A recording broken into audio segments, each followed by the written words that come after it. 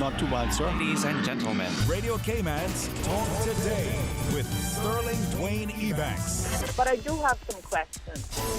There are more questions than answers. Radio Cayman's Talk Today. If you're ready to talk, we're willing to listen. Well, I really enjoy this program today. Cayman Islands' foremost listeners participation program. May God bless every person.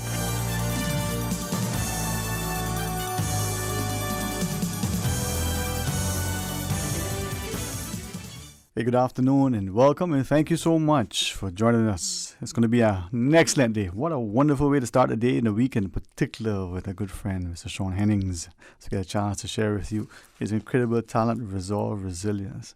Hey, the musician and the man. Stay tuned for Talk Today. Radio Cayman's Talk Today, the Cayman Islands' foremost listeners participation program. We ask our listeners to avoid statements or comments which are abusive, derogatory, malicious, or defamatory. Do not use any indecent language or make any statement which is false or misleading. Email talktoday@candw.ky or call 1-800-534-8255. Courtesy of Flow. Cayman's #1 network that connects you to your world like never before. Let your voice be heard. Once again, here's your host, Sterling Dwayne Ebanks.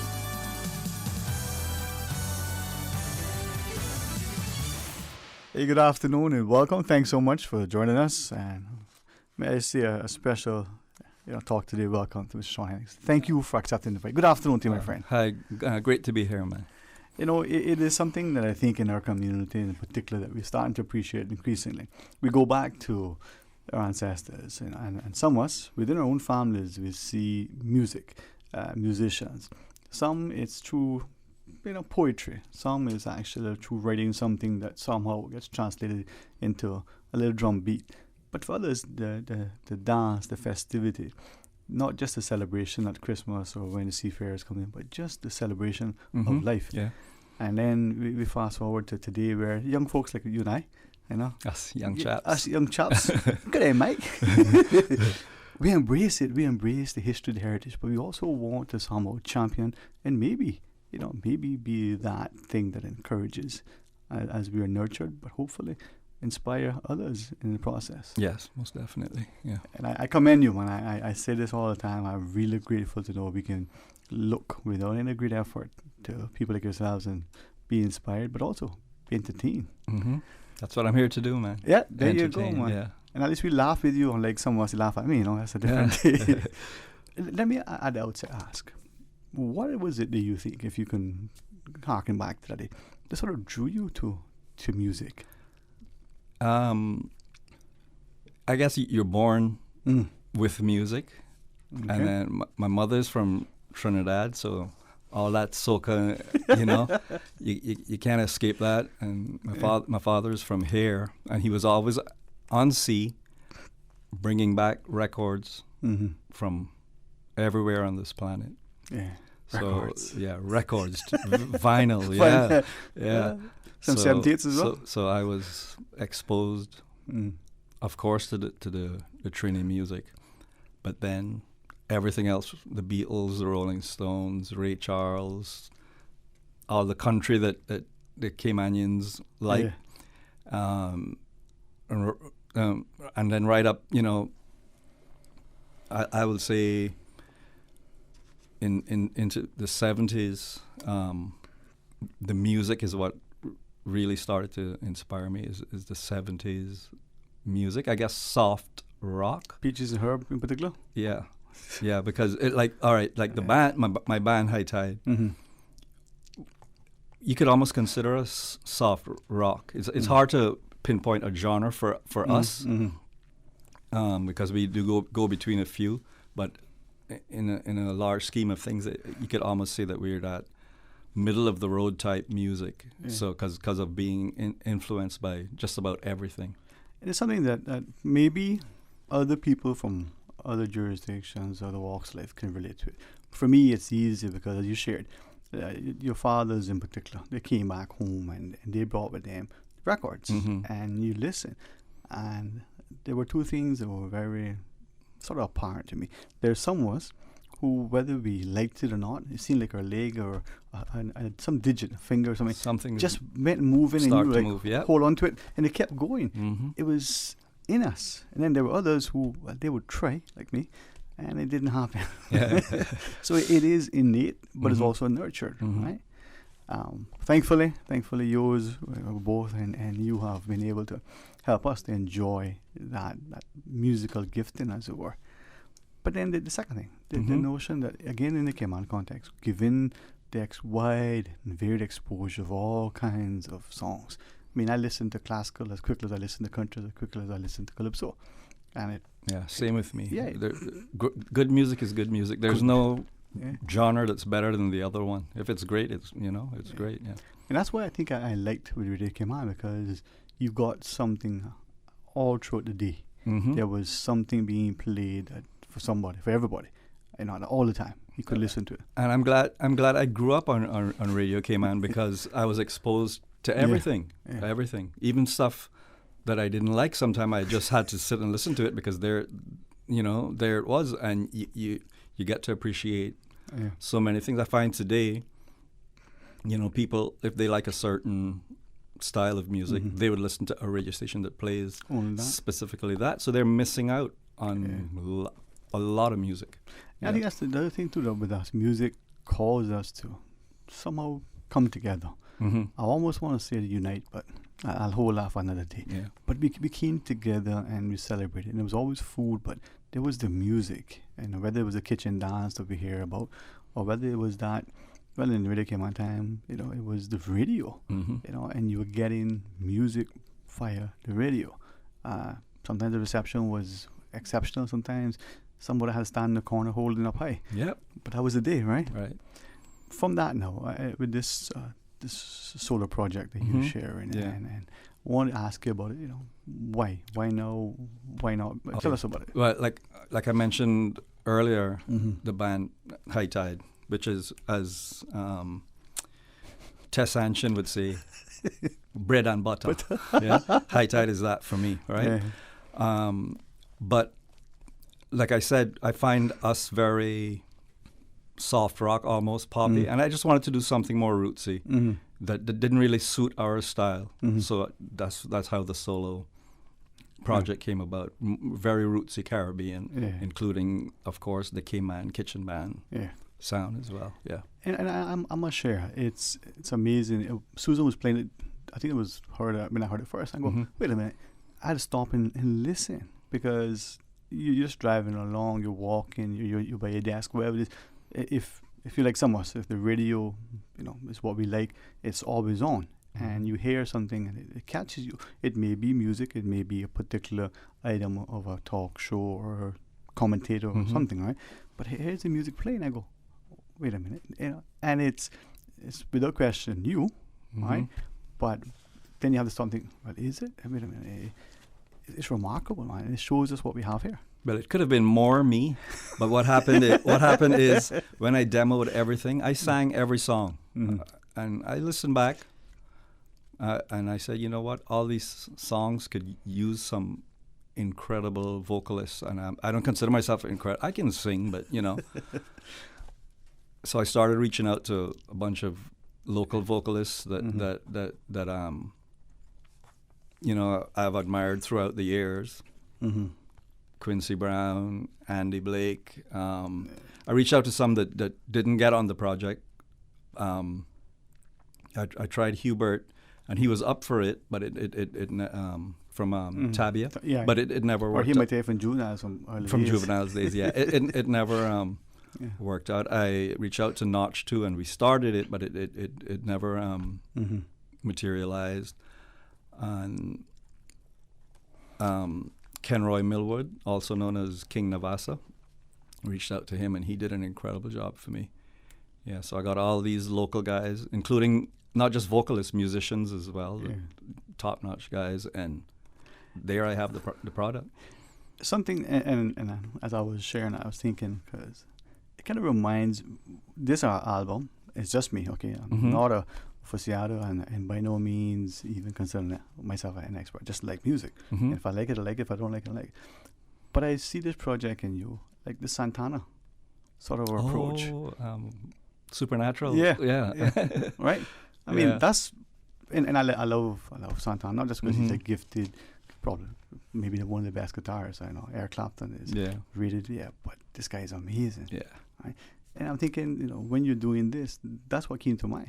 Okay. I didn't think of that, but yeah, it is that similar thing. Me being on the drums, of course, that he did. His was guitar. Yeah. Yeah. His album is all about his guitar playing. And although I call it to the beat of my drum, it is my drumming, of course, but it's not about it's not like solo drumming and stuff. It's songs that I wrote that that have a lot of meaning to me. Mm-hmm. So it's more about the lyrics than actually the beat. Although the beats are there and they're catchy. Yeah. All right. Well, I hope you don't mind, but if I was sufficiently clear enough to Miss Susan, what you say, Miss Susan? Speak loud, I can't hear you. She's saying something, but I'm not listening. Oh. Well, she'll tell me again, and I'll pay Okay. attention. But we were hoping to play some of the songs, right? Oh, please do. Came on Moon, that's the one we can play next. I wasn't listening to her. I should have paid attention. We had this conversation. She's like, pay attention, Westfield. Yeah. All right, so we play that now, Miss Susan? All right, so Came on Moon. All right, I promise you, I'll listen to her between now and Christmas. I'll get it right. You got a year. I got a year. Almost. 11 months. Yeah, almost. All right, well, Came on Moon. All right.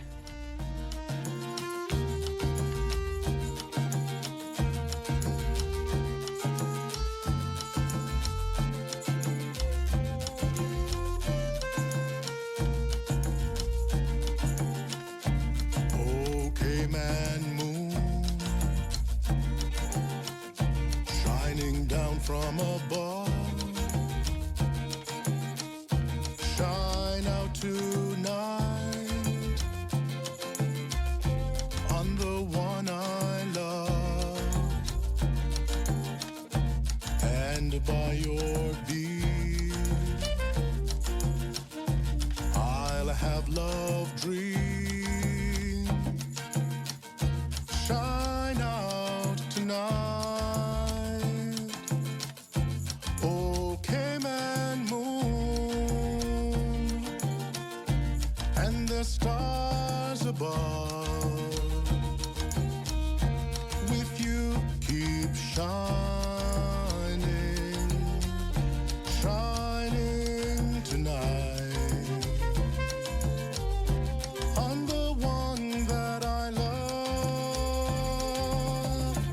And in your beam, I'll hum love tunes. Shine out tonight, okay, man, moon.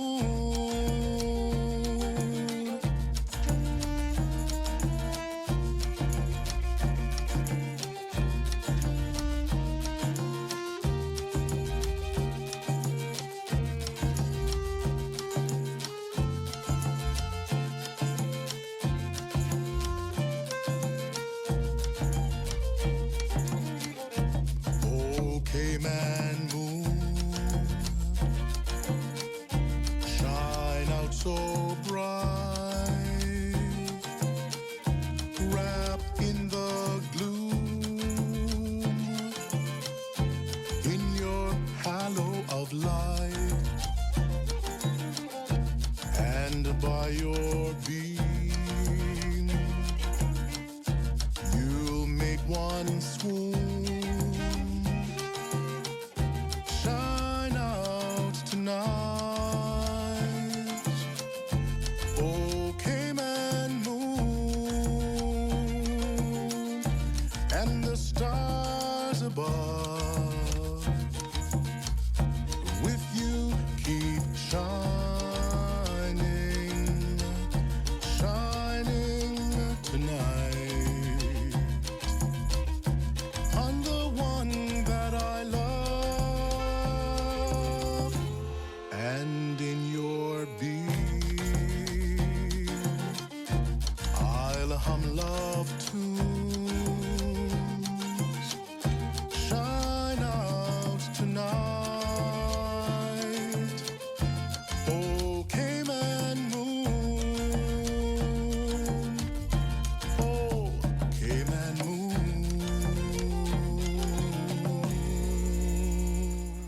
Hey, welcome back. And we want to say that was Susan and myself, but we're not going to say that today. Yeah. Amazing, Mr. Sean Hennings. Yeah, that I got by with a little help from my Swanky friends on that one. The boys from Swanky, Samuel on the fiddle, Nicholas on the guitar, Lammy on the bass, and I'm using the old time hoop drum like Aunt Julia used to play. I was able to find one. Randy Shillette has one, so he lent it to me to do the recording. And this is one song that's not mine. This is old Dwayne Ebanks song. And it was his is very country style sounding, but I wanted to do the kitchen band thing for it, so that's how this. All right, after the break, talk more about that. I mean, that was Quincy singing. Again, Quincy singing, yeah. You highlighted earlier the initial, as we were talking off initially, the talent, but talk about the collaborative effort and maybe the selection of the songs, not just the artists that you reached out to, because I think as you shared, and all you wanted to showcase, but the collaborative effort and the particular songs that were eventually selected. Can we talk about it? Sure, yeah. All right. Hey, to the beat of my drum, Mr. Sean Hennings. Stay tuned for Talk Today. King Sports Center takes pride in being more than just an ordinary gymnasium. For 14 years, their multi-purpose facility has been providing the community with a variety of sporting, recreational, and relaxation activities. King Sports Center has a bowling alley, lounge bar, multi-purpose rooms, powerhouse gym, rock climbing wall, bungee jumping, a 10,000 square foot rink, and so much more. For more information on the variety of services, call their friendly staff today at 946-5464 or email kings@candw.ky or visit www.kingsportscenter.com. King Sports Center, your one-stop shop for fitness, recreation, and relaxation. Headlines. With the latest headlines. One of Cayman's bright and shining young stars. Local, regional, international. Headlines. Turning to international news. Updates on the hour between 7 a.m. and 6 p.m. on weekdays. All the news when you want it. Tune in to Radio Cayman for hourly headlines of the day's top stories. Radio Cayman, your voice, your choice, your radio. Every Saturday morning at 9. Bob, you got to come round this plate. See my box down there with my parrot and rabbits. Right here on Radio Cayman. In Cayman, we are surrounded by water and make our living by farming the sea. Come join us as we proudly present Caymanian Stories. Caymanian Stories is brought to you by Exquisite Edibles. Call 917-5538 to place your cupcake order today. Exquisite Edibles, making life's occasions a little bit sweeter. Talk today. But I do have some questions. Talk today. Cayman Islands' foremost listeners' participation program. Talk today. Because there are more questions than answers. What the public is saying. Waiting to take your calls right now. Sterling Dwayne Ebanks. Hey, good afternoon and welcome back, and thanks for joining us. And if just before the break, if you heard the rendition of Cayman Moon, well, get a chance to talk to an incredible gentleman, an amazing musician, Mr. Sean Hennings, to the beat of my drum. In itself, was that title immediate, not automatic, specific? Because to me, like I say, life and death is in the tongue, but words are important, man. Many years ago, my mother gave me a little frame with the words, "You must always march to the beat of your own drum." Yeah. And I have that in my room still. And that's where the thought of the title came from, to the beat of my drum, yeah. But in today, I mean, if you, well, I don't know, maybe it's just me, but I like the idea that it's okay to be original,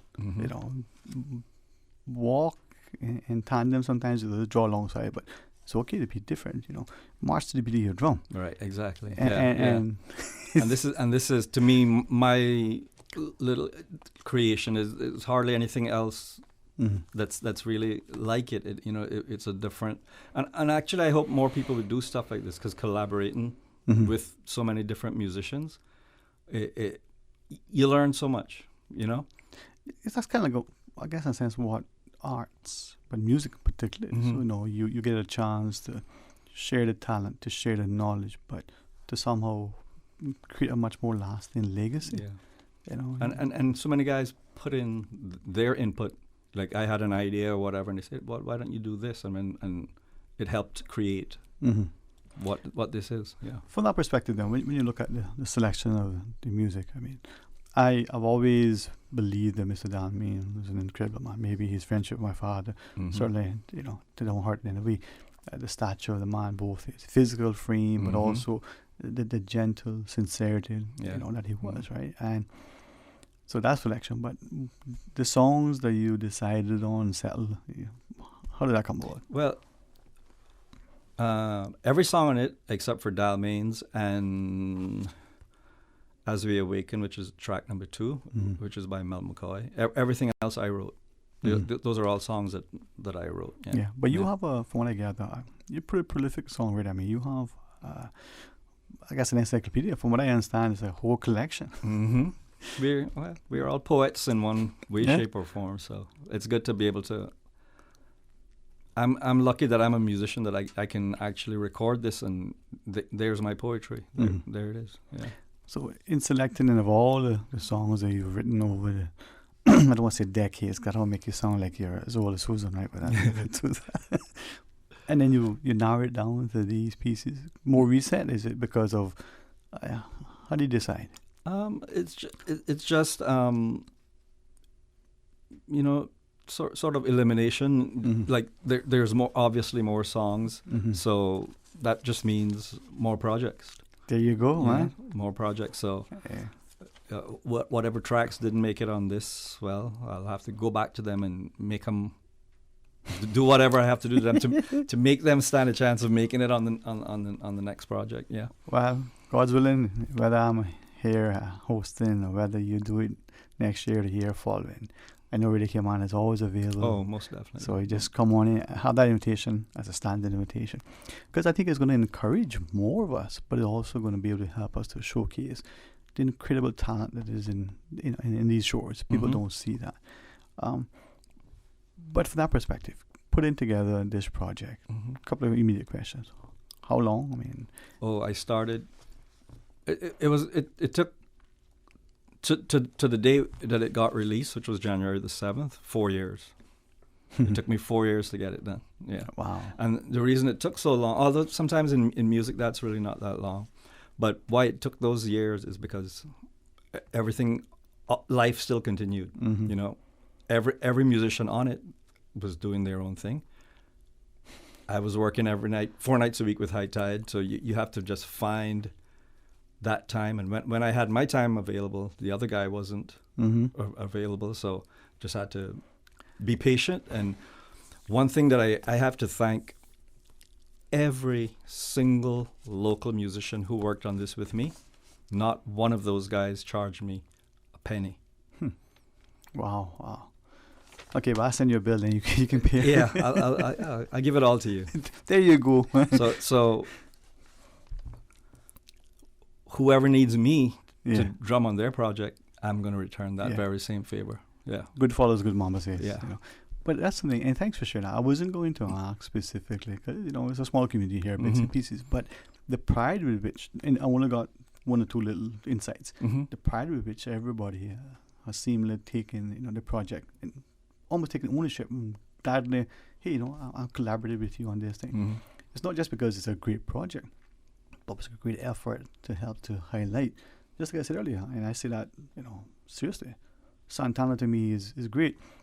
I immediately draw a parallel between this and what I saw with the Santana project, because some of them. I never thought of that before, but yeah. See that best ways, we're not too bad on Mondays, especially.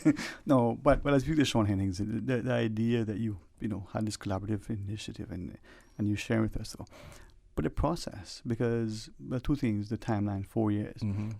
Hoping people start to appreciate, especially us as parents, especially us as people who fund certain things, whether through foundations or scholarships or educators, but parents that we come back to supporting the artists. But before that, the process. I mean, you got to write, you got to record, you got to coordinate the schedules, you got to do. Yes, it's 5 minutes and it's done. Well, it all started with me. I had, of course, the songs were already written throughout the years.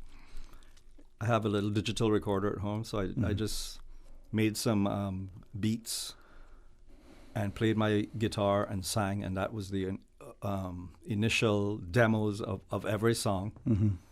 And then I started listening to them and thinking, which musicians I would get to do this, to do that, to build it, to make it sound good.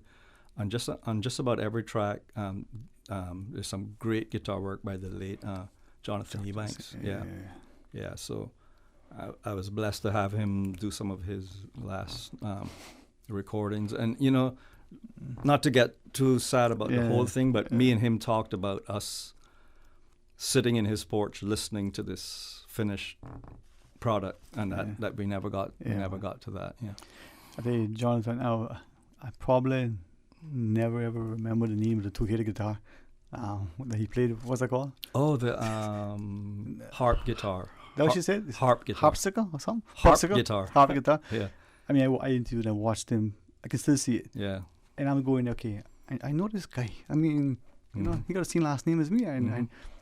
And honestly, the talent. Incredible. Yeah. I actually think from listening to him, I probably learned to play guitar. But I say that, and like you said, I don't want anybody to feel upset or sad. And if they do recall, do so fondly. But we have this amazing, incredible talent, and yet we're so disrespectful. And I'm say that to ask, this whole process. You talk about 4 years, right? And of course, the songs been written years before that in some cases. Yeah. But we don't see the investment of our artists. Just like the author, just like the playwright, the others. We look at them and say, get a job, man. What's wrong with you?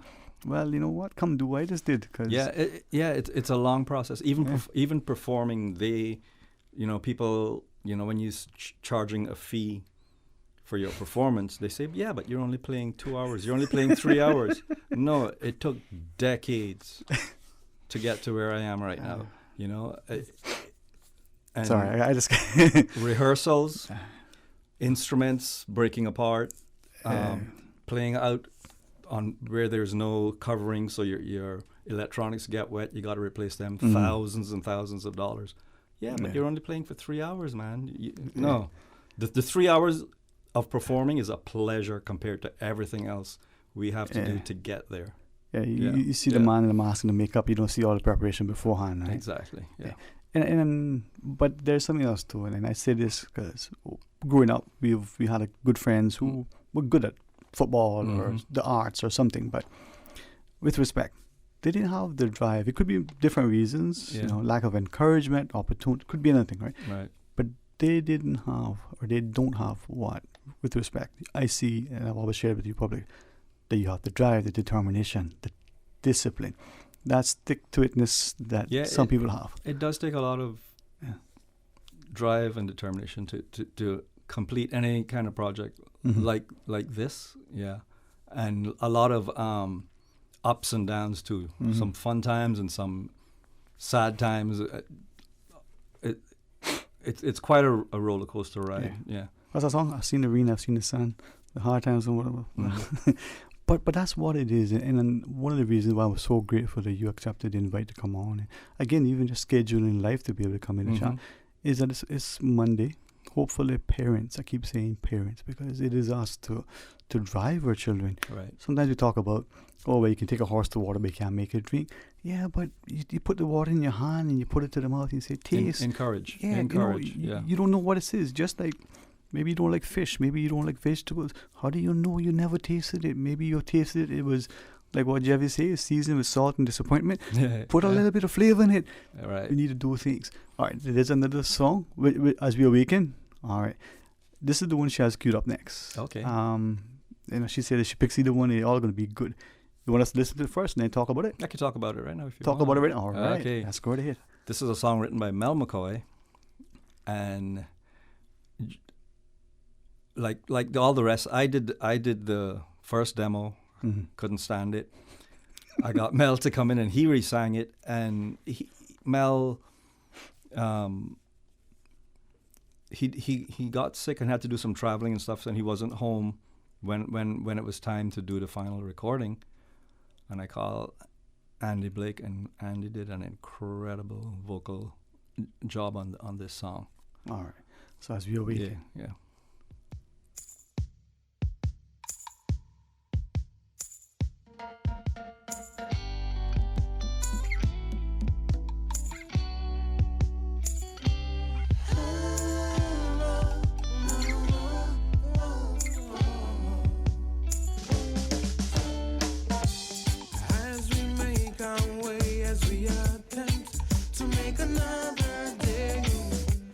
Seems to me we are we're slowly losing ground.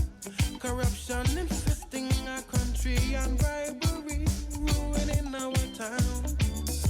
But what affects me most is to see our tradition lost. How much a little lust can cost, a little lust can cost. We are but one small town compared to the great cities that they tie us on. Oh, oh, oh. We are but little people, too little to be trampled on. Oh, oh, as we awaken, let us talk, let us talk, let us talk, let us talk. For it's our land on which we walk, on which we walk, we walk, we walk.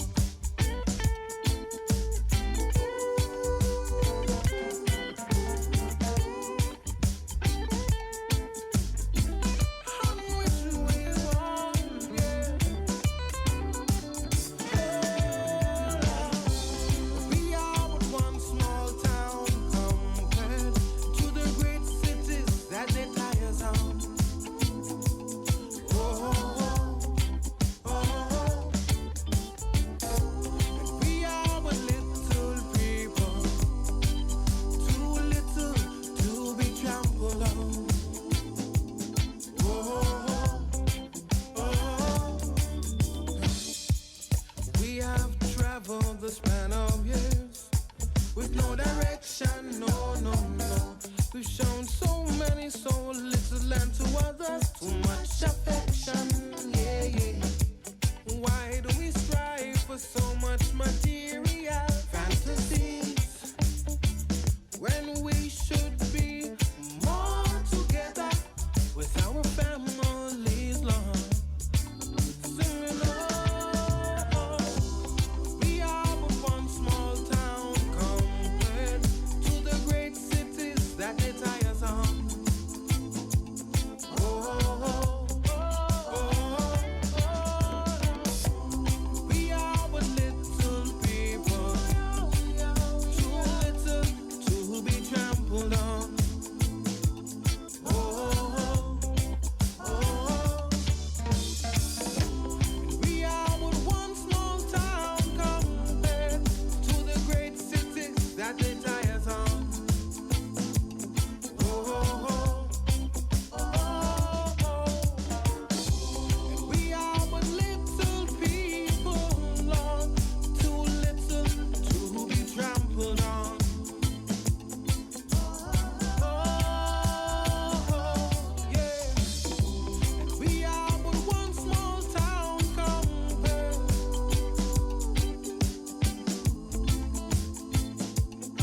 I sing it, we are but little people. Good afternoon and welcome back. Thanks for joining us. And it is indeed a magnificent Monday, and even better with the good, excellent company of Mr. Sean Hennings. To the beat of my drum. Now, I don't know in today's language, do we say this is the latest drop? This is the latest LP. Well, I don't know what they say these days. Yeah, when it's released, your album just dropped. Yeah. You know, the first time I ever heard it is did it fall out of someone's hand? You know, but I started using it myself now. You know. Yeah, because Susan reminds me, you gotta try, act young and happening. I'm thinking, guy, that's a lot. Yeah. But the beauty of music, though, is being able to share it and to celebrate it and to listen. And for me, very grateful that you would share this with us. And hopefully, as we sort of realize the potential in this society, that we embrace the accountant as much as we would the artist, that we, champion the athlete as we would the attorney, so that we are people. And for us to see that they can be both. Right, yeah. Attorney by day, artist by night. Who knows what happens in the evening? Yeah. Well, luckily for me, I'm artist by day and night. I'm always an artist, yeah. Keeps you young, man. Yeah, man. No, but that's the thing, though. And you were sharing earlier that, you know, preparing for that set, you know, you go out and whether it's, you know, every week at the same venue or whether you're rotating out, there's an element of hustle, you know, physically getting there and making sure. But there's also a work ethic, a preparation, just like you would, you know, it's a lot of work, but I couldn't picture a better job. Every night when I'm leaving, I say I'm going to work, but in truth, I'm also going to play. Yeah. So, you know, what a job, what a career. Something I was thinking of, though, and I know we've probably had this conversation, many of us, before, but look at the way we term some of the work. So you go into a gig, right? The guy's going to the 9 to 5, the grind, or whatever it is, right? My brothers and family who are on the water, they're going on a trip. Right. I mean, you know, we only go on a trip if we go on a vacation, right? Yeah. Mindset. Mindset. Yeah. You know? It's what you call it. Yeah. I mean, I said I come and spend time with Susan. It just makes it that much easier. What a gig. What a gig. Although my friends in the back might say, listen now, you know, you guys won't borrow from us. But from that, as we look at music where it is now and the notion that maybe globally, are we seeing a return, a renaissance almost, to the arts and to music in particular? Or is it that it's really... I think it's always there. I don't think there's ever a return or lesser of it. Art is all. If you're an artist, you are an artist. You know, some people give up on their art many times, but that they never stop really being an artist because they give up. It's still there.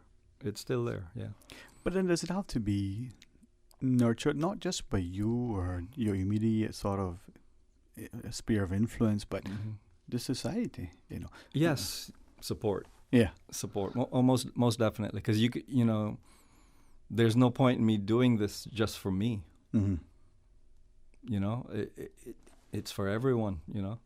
But how do we get there then? Because I'm thinking not just and only from the organizational perspective. I will hopefully never venture up on stage and pretend to be a singer. Not even at one of those laugh along contests where you get the prize of being the biggest, whichever. Right? But the organization, I think of a venue. Do we have sufficient venues to accommodate live music and performances? You know, stand-up comedian. We do, but in most venues on the island, and this is coming from me, I find that entertainment is their last thought. They expect miracles from you, but it's really their last thought. What I mean by that is, when you're hired to go somewhere to play. When I left high school as a teenager and was playing, everywhere that I played in Cayman, there was a stage, a sound system, lights, you name it. Now you show up at the most 5-star place on Grand Cayman. There's no stage to play on. No lights. There's a shower. You see that shower over there? You set up right next to it. If the wind is blowing from the east, don't set up so it'll blow on you. And that's what we have now. And we as musicians we have accepted it. So we are a lot to blame for the position that we're in right now. But is that almost indicative of we as a people, because we seem to be accepted in the one or two in whatever area where they say, but this is not good enough. This is not right. You're not seen as expecting excellence and willing to, to give excellence. You're seen as a troublemaker, an upstart. Exactly, because when those words do come out of my mouth now, like, this isn't a good place for us to play, what I get back is, well, someone else would do it there. Or what are you, a prima donna? What do you think you are? They'll tell you someone else would do it there, and they'll do it for less than you're doing it too. Yeah. So that's where we, as a collective, us musicians, we need to get together and hash this thing out of.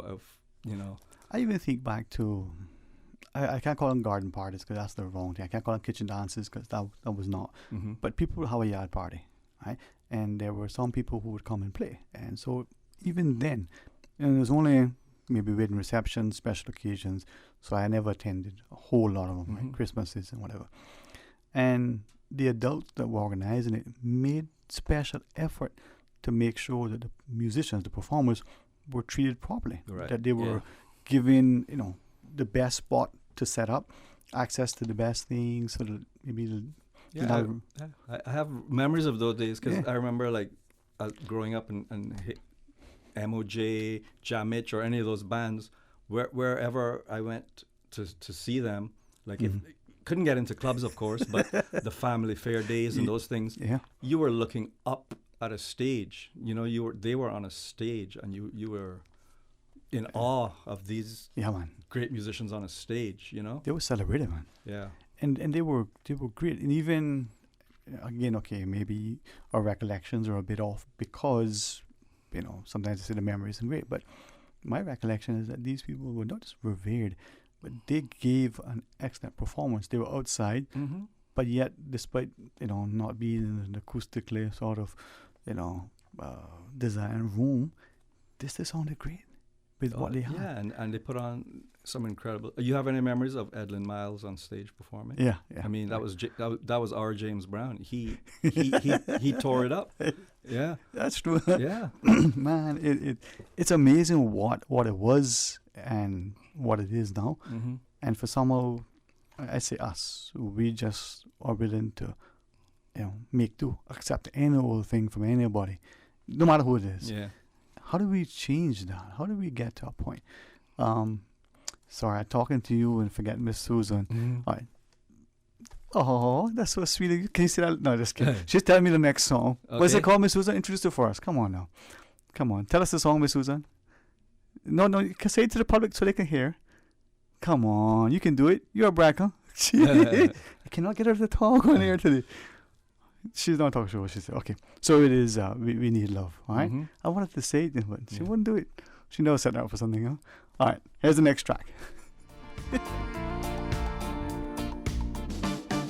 Tell me what we're fighting for. Religion causing so much war in the name of God.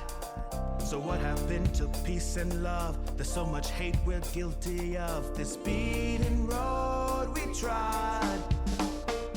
There's so much beauty in this world. It's born in every boy and girl. Until we teach them hate. Come on, it can start with us. It's just like trust can never look the same. Here it comes. It's closing in. Come, let's make our love grow all around the world today. Hold your brother's hand, let's understand. We'll find a way. We need love. We need love. Yeah. We need love. We need love. Yeah. Listen to the whispering wind, so silently she's creeping in. Fill up yourselves with grace. Reach out to touch the moon and stars. Nothing seems so very far, much too short to waste. It's hard to tell what struggles wait behind the barely open gate until we push on through. Words of gold and truth untold, lost within a brand new world. So much the chosen few. Here it comes. Yeah, it's closing in. Yeah. Come, let's make our love grow all around the world. Hey, good afternoon and welcome back. Thanks so much for joining us. And to the beat of my drum is Sean Hennings. Hey, thanks very much. I know people don't realize it, but you're incredibly busy with not just being a musician, but being a father. Family, yeah. You got a family, man. So thank you for your time. Yeah. Share with us in closing, some things as you wish, man. 'Cause I know you have to get back to life. This song, We Need Love, there's a line in it that says all around the world, and it so worked out that people all around the world contributed to this song. The keyboard player from Ukraine, the guy singing, King, he's actually from here, but he living in England now. He moved to England. The horn player is in Israel. So, people all around the world. And I got everyone where they are in the world to shoot a little video of themselves performing a piece of the song. and I put it together, and we have a video from all around the world of this particular song. Wow. Of course, including our Cayman and Cayman Brack. In the video, yeah. There you go, man. Yeah. But there are we. I can see you doing a project on this, be awesome, man. But from that though, when you look at it, and for people who are listening, and they want a copy, and they want to buy the CD, where? Well, as we all know, CDs are just about extinct now. But the kind people at Pure Art, they're selling it like they do all of our High Tide music as well. And but as far as download and streaming platforms that anyone could think of, the album is on there. The Napsters, the Spotifys, the iTunes, Amazon, you name it. It's everywhere. All right. So if they want, like me, physical hard copies, Pure Art. But then if they like Susan High Tech, they can go online and find it from all those places. And I have 3 here for you to give away to whoever wants them. Yeah. See that, man? This is a generous fella. He's a gracious guy. And now we're going to have a chance to offer up a gift into our listeners. But of course. I appreciate it, man. Any sort of closing thoughts you may want to leave with our listeners, whether in relation to the arts and music, whether it's in relation to life and the lessons, anything you want to share? Well, all I would like, I don't perform much live as a drummer, but I'm out there performing 3 nights a week with High Tide, and we just love when our people come to listen to us, man. So every Wednesday at the Marriott, and Thursday, Friday, and Saturday at Deckers. We're there. Deckers, we're going on 22 years this year. So we grew up at Deckers, man. Yeah. I was going to guess 22. I would have been right too. Yeah. And I like to guess, and I like to be right. Yeah. So Deckers, Thursday, Friday, and Saturday, and then Wednesdays at the Marriott. Yeah. And that's an excellent venue. I love it there. Yeah. Well, listen, man, I get a chance now and again to watch you guys from a distance. A few times honored to be able to sit close by and enjoy a meal and hear. And you're a phenomenal individual, an amazing musician. Thank you, man. A great guy, man. Thank you very much, man. I appreciate it. Thanks a lot. Keep dancing and living to drumming. The beat of your drummer, right? Yeah, man. All right. All right, Miss Susan, let's have some fun. And as Mr. Hennings shared, we got 3 CDs that we'll give away, 4 that we'll sell. No, just kidding. So stay tuned for Talk Today. Today's biggest news. Radio Cayman. It's only 2 species that we have, on my own. Generations present. Your voice, your choice. For today's biggest news. Access and information. Local, regional, international. This is headlines from Radio Cayman's newsroom team. Today's biggest news. Pioneers who contributed to the creation of the first written constitution of the Cayman Islands will be honored at the 2020 National Heroes Day celebration on Monday, January 27th, 2020. The celebrations are set to start promptly at 9 a.m. and attendees are asked to be seated by 8:30 a.m. The dress code is business attire. Hats are optional. In case of inclement weather, the event will be hosted from inside the First Baptist Church.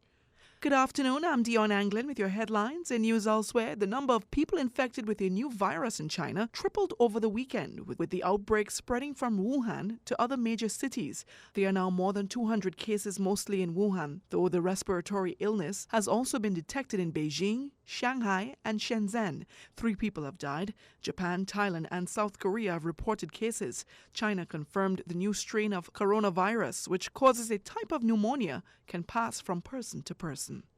And people fleeing immediate danger due to the climate crisis cannot be forced to return home, the UN has said. The landmark ruling centers on the case of Eoniti Shiosha, whose home, the Pacific island of Kiribati, is threatened by rising sea levels. Mr. Terry Shota applied for protection in New Zealand of 2013. However, the UN rejected his claim, saying he wasn't in immediate danger, but the wording of its ruling allows others to claim asylum based on climate change. That's a wrap of your headlines. I'm Dion Anglin.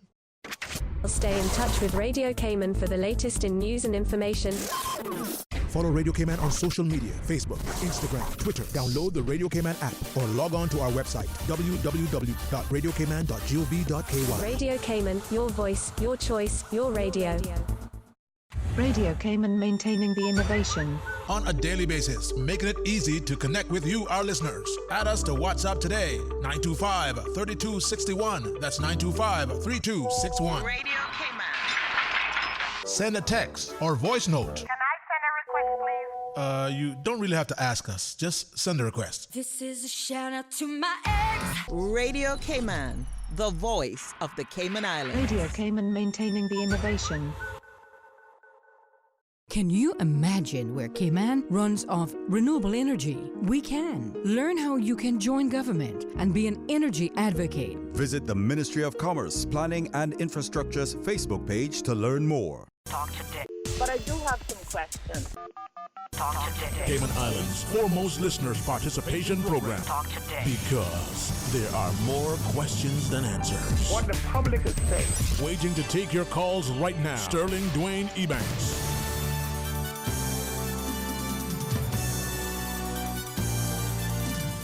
Hey, good afternoon and welcome back. Thank you so much for joining us. Let's have some open line now. Let's just do it in a special way, with the kind compliments and the continued partnership with our wonderful people in our society as we celebrate not just the talent, not just the amazing treasure that we have here, but the beauty of our people, the wonderful nature that exists within us.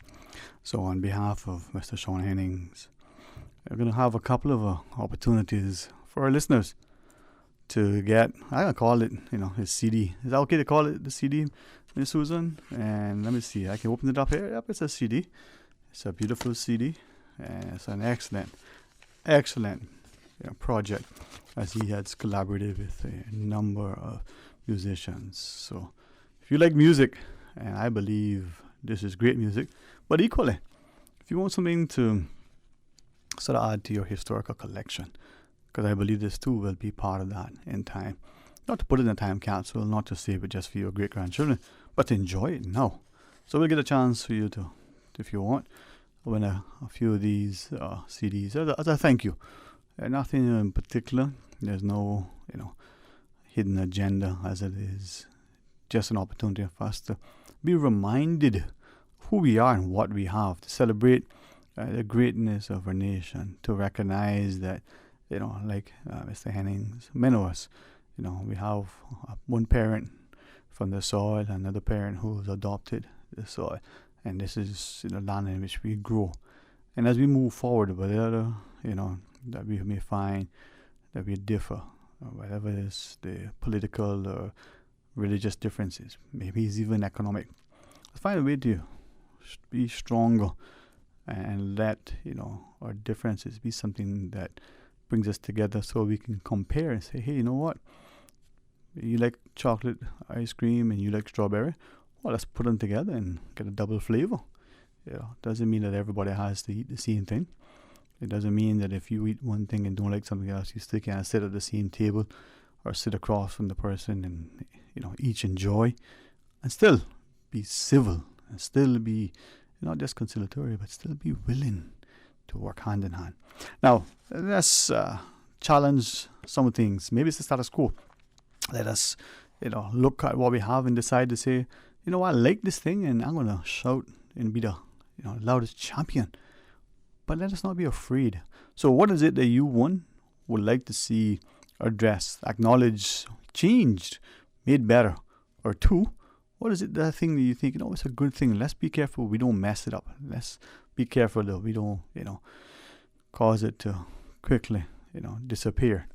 Say that quickly, as I was reminded by someone earlier who said, listen, we are willing to seemingly accept that because of, and she gave a number of possible reasons, maybe it's the large number of people that I hear, either because of the population is increasing, the increasing numbers of people visiting, maybe the busy lifestyles that we have, or the change in mindsets and mentalities, whatever it is. So we seem to be willing that along our roadways and in the undeveloped lands, even sometimes, next door, the empty lot, we seem to be willing to just throw garbage. It could be clippings from our yard that at some point in time may rot away.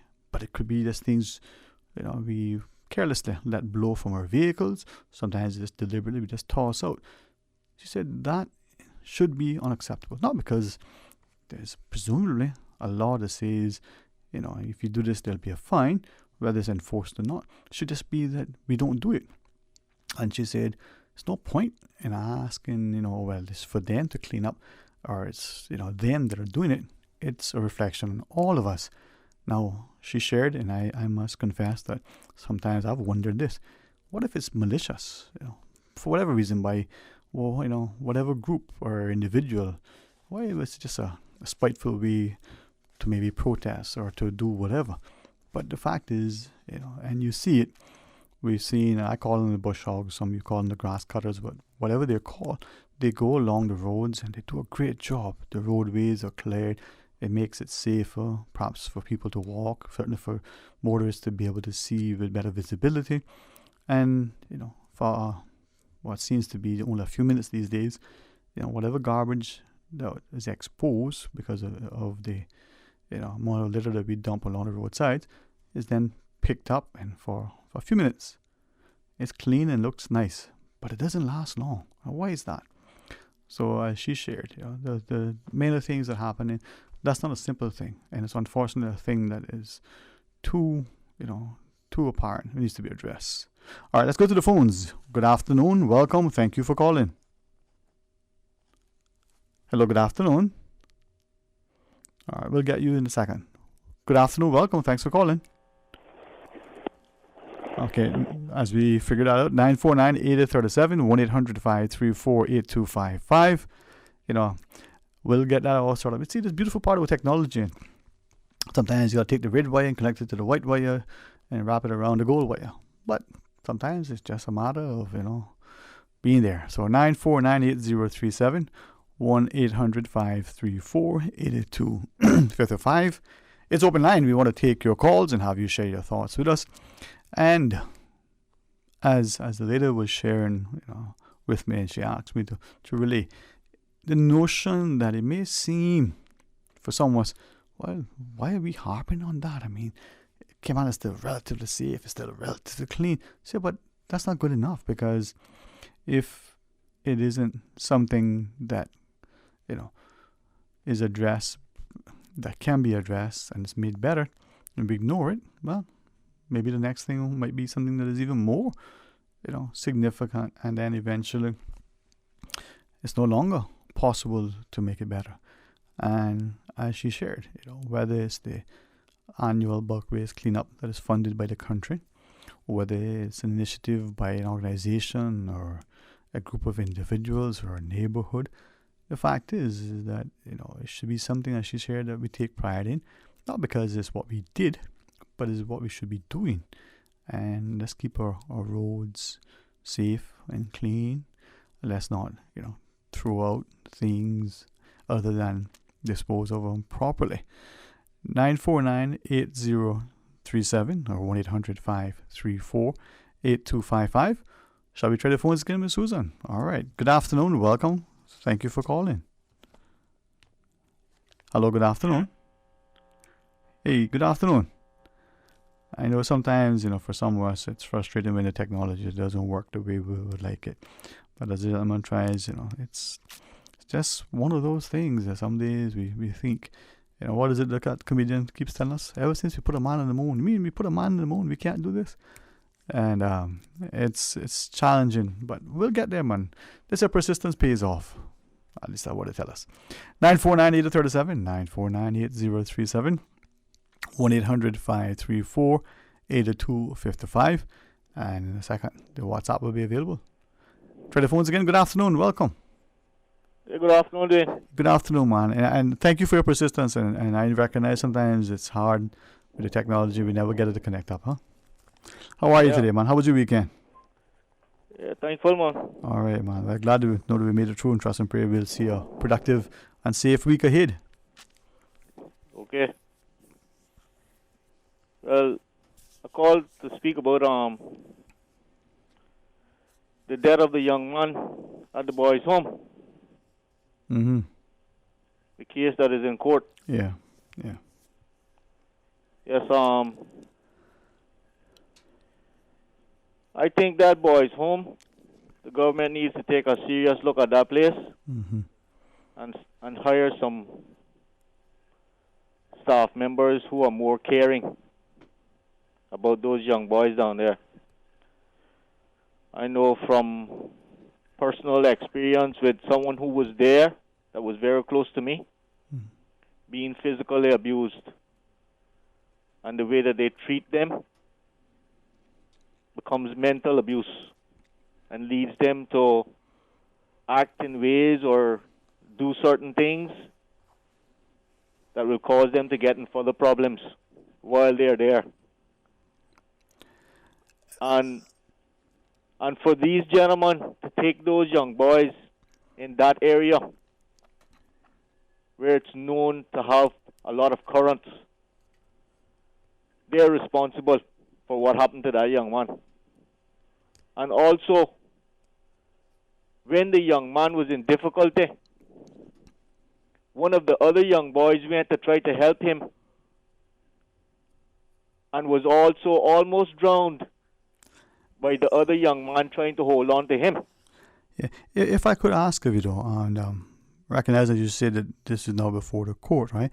But more importantly, if I could just keep in the same vein but shift it slightly and ask you, when we look at our society, our young people, our young boys and girls in particular, do you think, given your initial comment that government should take a hard look at these scenarios, do you think that there's a way for our society to maybe address the issues that would cause the placement of some of our young boys and girls in homes like this? And maybe is there a way for us to find a better way instead of taking them out of homes and putting them into these facilities, whatever we call them? Is there a better way that we could maybe address the issue? Well, there could be a lot of other ways, Dwayne. Give us some examples. By assisting their parents who might be struggling in finding work Mm-hmm. that is paying them properly, that they're not being so stressed in having to find two jobs that they're not able to spend time with their children. So true. As you said, that family that even if the parents are working, they're not making enough, so they can't, go out for an evening of some sort of meaningful entertainment. Okay, so how do we do that then? Do we create a government program that provides family assistance, financial and otherwise? Yes, not only but Dwayne, Mm-hmm. there could be other solutions. But if the child ends up at the boys' home, Mm-hmm. this is what I'm speaking about right now. No, I understand that.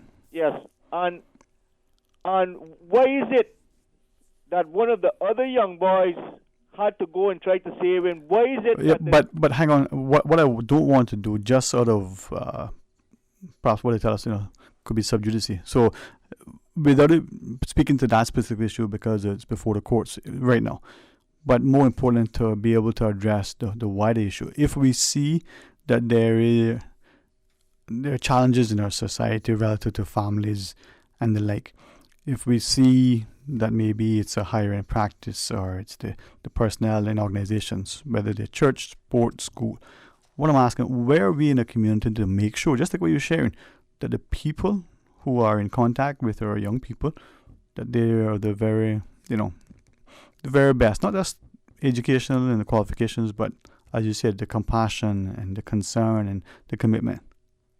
What can we do to make sure that? Well, the best thing we can do, Dwayne, is try to keep families together. Okay, so how do we do that? Because sometimes people don't get along, and they're divorced, they separate, there's conflict. Well, I would encourage them to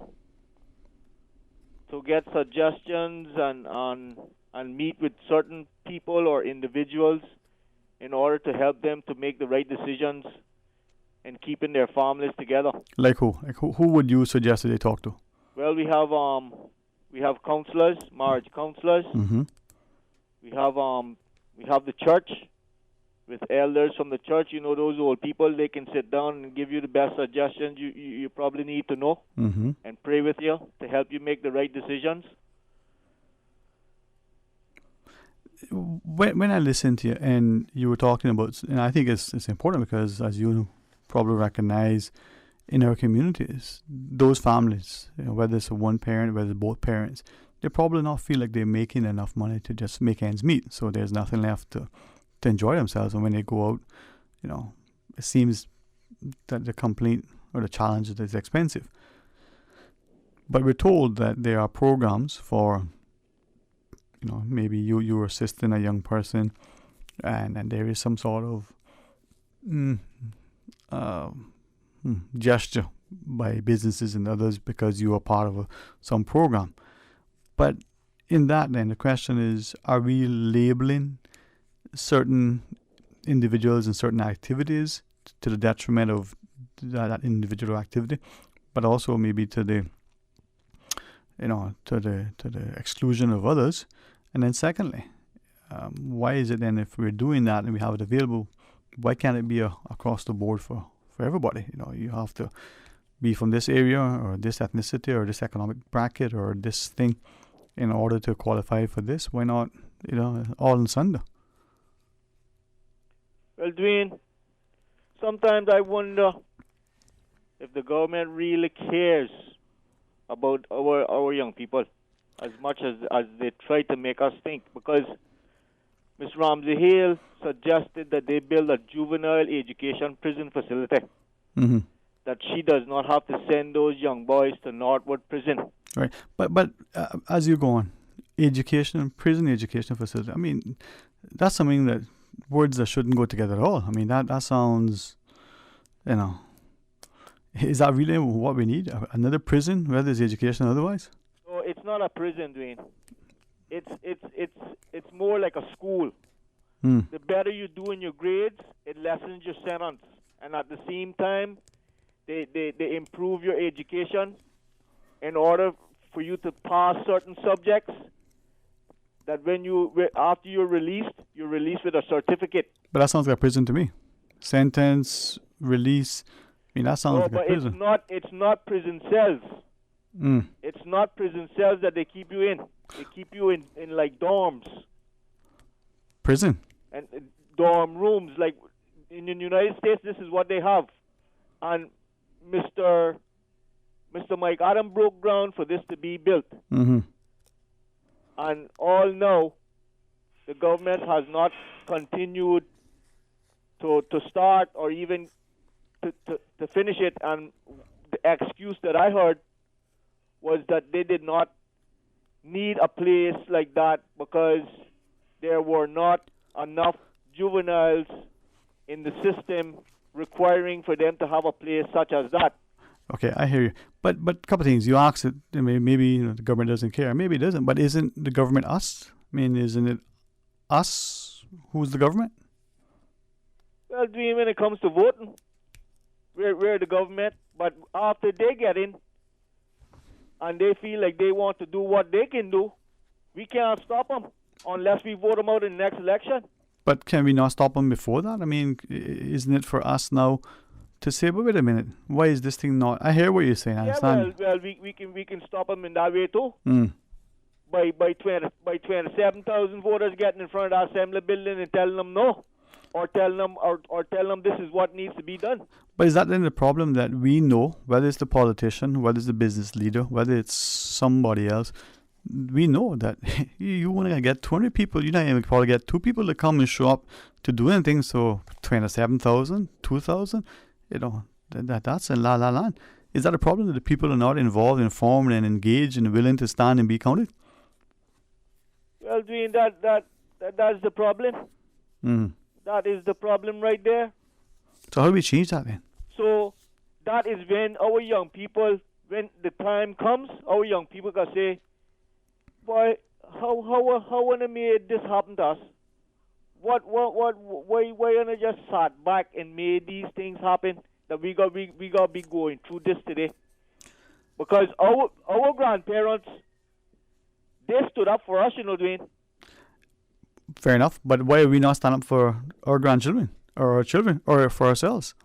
Well, Dwayne, because we're not uniting like what our grandparents did. Why is that? They united and stood firm for our rights. and never backed off for our rights. No matter who came to them about doing certain things that they know that was not right. Okay, so why is it that they did that, and why is it that we're not doing that? Dwayne, Mm-hmm. you and I might decide to do what is right, Mm-hmm. but the majority might decide not to do what is right. That is the problem, Dwayne. Okay, so if each person does what's right, based on each person's individual sort of thing, that's all we can be accountable for what we do or don't do. Yes, but down the line, our young people ask us why we never stood up for them the way that our grandparents stood up for us. All right. Well, unfortunately, I think that's probably what it is, that there's a general accepted belief that that's going to be what will transpire. The question is, if you, me, or anybody else were to go publicly, assemble somewhere, say something publicly, hopefully, respectfully and responsibly, but it was to challenge a government project or a government policy or proposal, or if it was a private sector thing, will the others who would believe that may be justified, an unjustifiable challenge, will the others come and draw alongside and support when this person is, left to be a martyr, if not? Well, Dwayne, you reap what you sow. And you provoke a child not to anger. And you see if the government continues doing things that our young people don't have no future. Mm-hmm. When I say that now, they're not able to buy a piece of land. And they're not able to build a house. And they're not able to get a piece of land or a house for their children. You know what that's going to cause? Tell us. That's going to cause some serious problems like a riot. So, but do you not think that's potentially what's happening now? If nothing else, at least the writing is on the wall. Dwayne, I'm talking about a riot so bad that England is going to have to send the army down here. And when the army comes here, then they're going to find out the truth, really how worthless our governments have been. So if that is the potential sort of outcome, what can we do to make sure that doesn't happen? What can we do? Mm-hmm. Dwayne, when we vote people in to go in to be members of the Legislative Assembly, we put them there to take care of our concerns in this country. Mm-hmm. And when they go there and do what they want to do instead of doing what they need to do to protect our future and our children's future, and they're not doing so, then that's where the problem comes in. Mm-hmm. And this is what they continue to do. Well, where do we get to that point? Hey, thanks very much for that, my friend, for sharing. And we take one more call, Miss Susan? All right, well, to that caller that disconnected, please accept the invite to call us. And with that, maybe we'll take a quick short break, and when we come back, who knows? Stay tuned for Talk Today. 2020 means perfect vision. And if you have your sights set on driving a new hybrid, then the time is now to check out the new RAV4 and CHR. Hold up. Just two of the many hybrid models that Vamped is bringing to Cayman. Whether you're looking for a smoother and quieter way of driving or want a car that maximizes fuel efficiency while minimizing emissions, there are lots of ways a new hybrid from Vamped can make the difference in your life. Hybrids save fuel, run cleaner, reduce CO2 emissions, and even recharge their batteries without being plugged in. So focus your 2020 vision on a new hybrid from Vamped Motors, and we will see you through. Come to Vamped, home of the hybrid, located on Walkers Road. The Cayman Islands Seafarers Association would like to inform all members that there will be a general meeting on Tuesday, January 21st at 7:30 p.m. in the Seafarers Hall, 11 Victory Avenue, Prospect. Nominations are also now being held for the 2020-2021 Council. Transportation for the meeting will be provided as always, and there will be 3 buses from West Bay Town Hall leaving at 6 p.m. The Barnes bus route in Georgetown leaves the public library parking area at 6:45, stopping at Cayman Compass Building and the Airport Fosters. The bus marked Bobo $1 public transport and is blue in color will do pickups from British Caymanian, Uncle Bill's, Walker's Road, Shedden Road, and Crew Road. The bus from East End pickups are from the school parking, the gas station, and wreck of the 10 Sails starting at 5:45. North side pickups are from Chisholm Store and the soccer field starting at 6:15. Bodden Town pickups will be from Lorna's gas station at 6:45. Savannah pickups from the gas station next to Wendy's at 7. We are Radio Cayman, and this is how we wake you up in the morning. Praise time on Radio Cayman. Sing your praise to the Lord. Come on, everybody, stand up and sing one more. Hallelujah, give your praise to the Lord. We are united in Jesus Christ. We are the soldiers of the land. Praise time. Weekday mornings from 6 until 6:30. There's a meeting up in heaven. Roll call. It's a name in the Lamb's Book of Life. Roll call, brother, sister. Roll call. If you don't stop shouting, if you don't stop dancing, we gon' put you out of our church. Praise time. Jesus in the morning, yeah. Weekday mornings from 6 until 6:30. Your song flowed through my lips. Your work moved through my hands. Your thoughts stay on my mind. Live in me. Talk today. But I do have some questions. Talk today. Cayman Islands' foremost listeners participation program. Talk today. Because there are more questions than answers. What the public is saying. Waiting to take your calls right now. Sterling Dwayne Ebanks.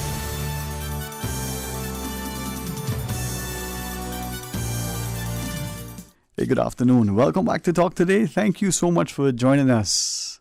And I'm the caller prior. I believe if you were listening, you recognize that he's sharing. It's time to come together, as a people, being prepared to do the right thing to make it better for all and some alike. And to challenge sometimes, our mindsets as to why, seemingly, we're willing to roll over and just, allow ourselves to be, sort of beaten and battered. But anyway, your thoughts, 949-8837, 1-800-534-8255. Why don't we, on behalf of Mr. Sean Hennings, his latest, project, To the Beat of My Drum. I tell you, man, it's an amazing thing. I don't know if you can see it. There is the CD. I'd still prefer radio in its purest form, but now with the video there, well, it's there. What do you say, Miss Susan? You want me to pretend to be that that showcase and thing that you hold up and you see it? How's that? Bring it in like that, Vida? What do you say? She'll do her magic as I try best to avoid the camera. But that's the CD. It's available at Pure Art, but you can get it from all those streaming places that you know how to go and access and download, and you pay your fee and you get your music. That's the way it is. I like my CDs. They're beautiful and they sound even better. The sound quality is amazing. Well, we want to give you one. So we were deciding during the break what question to ask. And we were thinking, the question should be, how old will Miss Norma be on her next birthday? But then Miss Susan said, people would need a calculator to do that. Then we say, well, who's celebrating a birthday today? And we say, well, that'd be too easy. Because, the Honorable Speaker is one of those individuals celebrating, so we wish him a happy birthday. And we'll decide in a bit, but let's go to the phones first. Good afternoon and welcome. You're on Talk Today. Hi, good afternoon. I was kind of spurred by the last caller in the subject that he was talking about. Mm-hmm. This general sense of government not working on behalf of its people. I've called in about this before. Right. And it seems like there's a lot of different components to it. First off, I think our government in whole or in part has been bought off by several, interested parties. But that's such a big nebulous problem that's not really what I'm trying to address here. You kind of were getting to the point with the last caller about what Caymanians are or aren't doing about these problems that we clearly perceive and complain about. And you didn't seem to hold much faith that anybody would come out, to protest whatever the issue at hand is.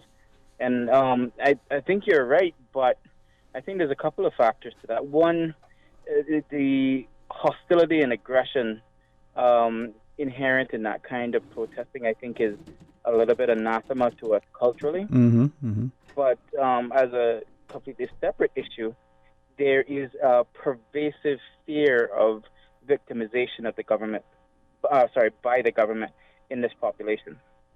And I think the fact that fear of victimization is so prevalent and so ingrained, I think, is an indictment of not only our society, but our government as a whole. And if we look into something like the Standards in Public Life Law, which as far as I know has still not been ratified, the only reason that could possibly be held up still, because it's not in debate or anything like that, is because the government wants to facilitate corruption. That's one aspect of it. And the secondary aspect of it in terms of victimization, I think we won't have any ability to deal with that until we criminalize that kind of victimization to begin with. We have to put laws in place that allows police investigation of allegations of that kind of victimization, where witnesses involved are required to sign affidavits attesting to their portion of it. That way they can be held criminally liable if they lie.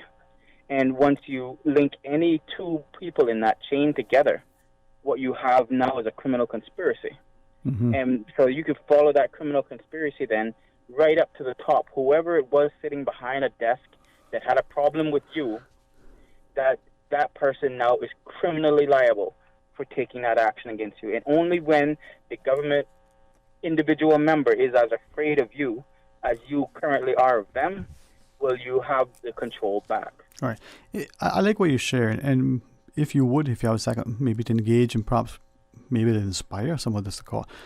Let's take three things that you shared, talking about the violent protest, the notion of criminal corruption, and then the investigation of police versus.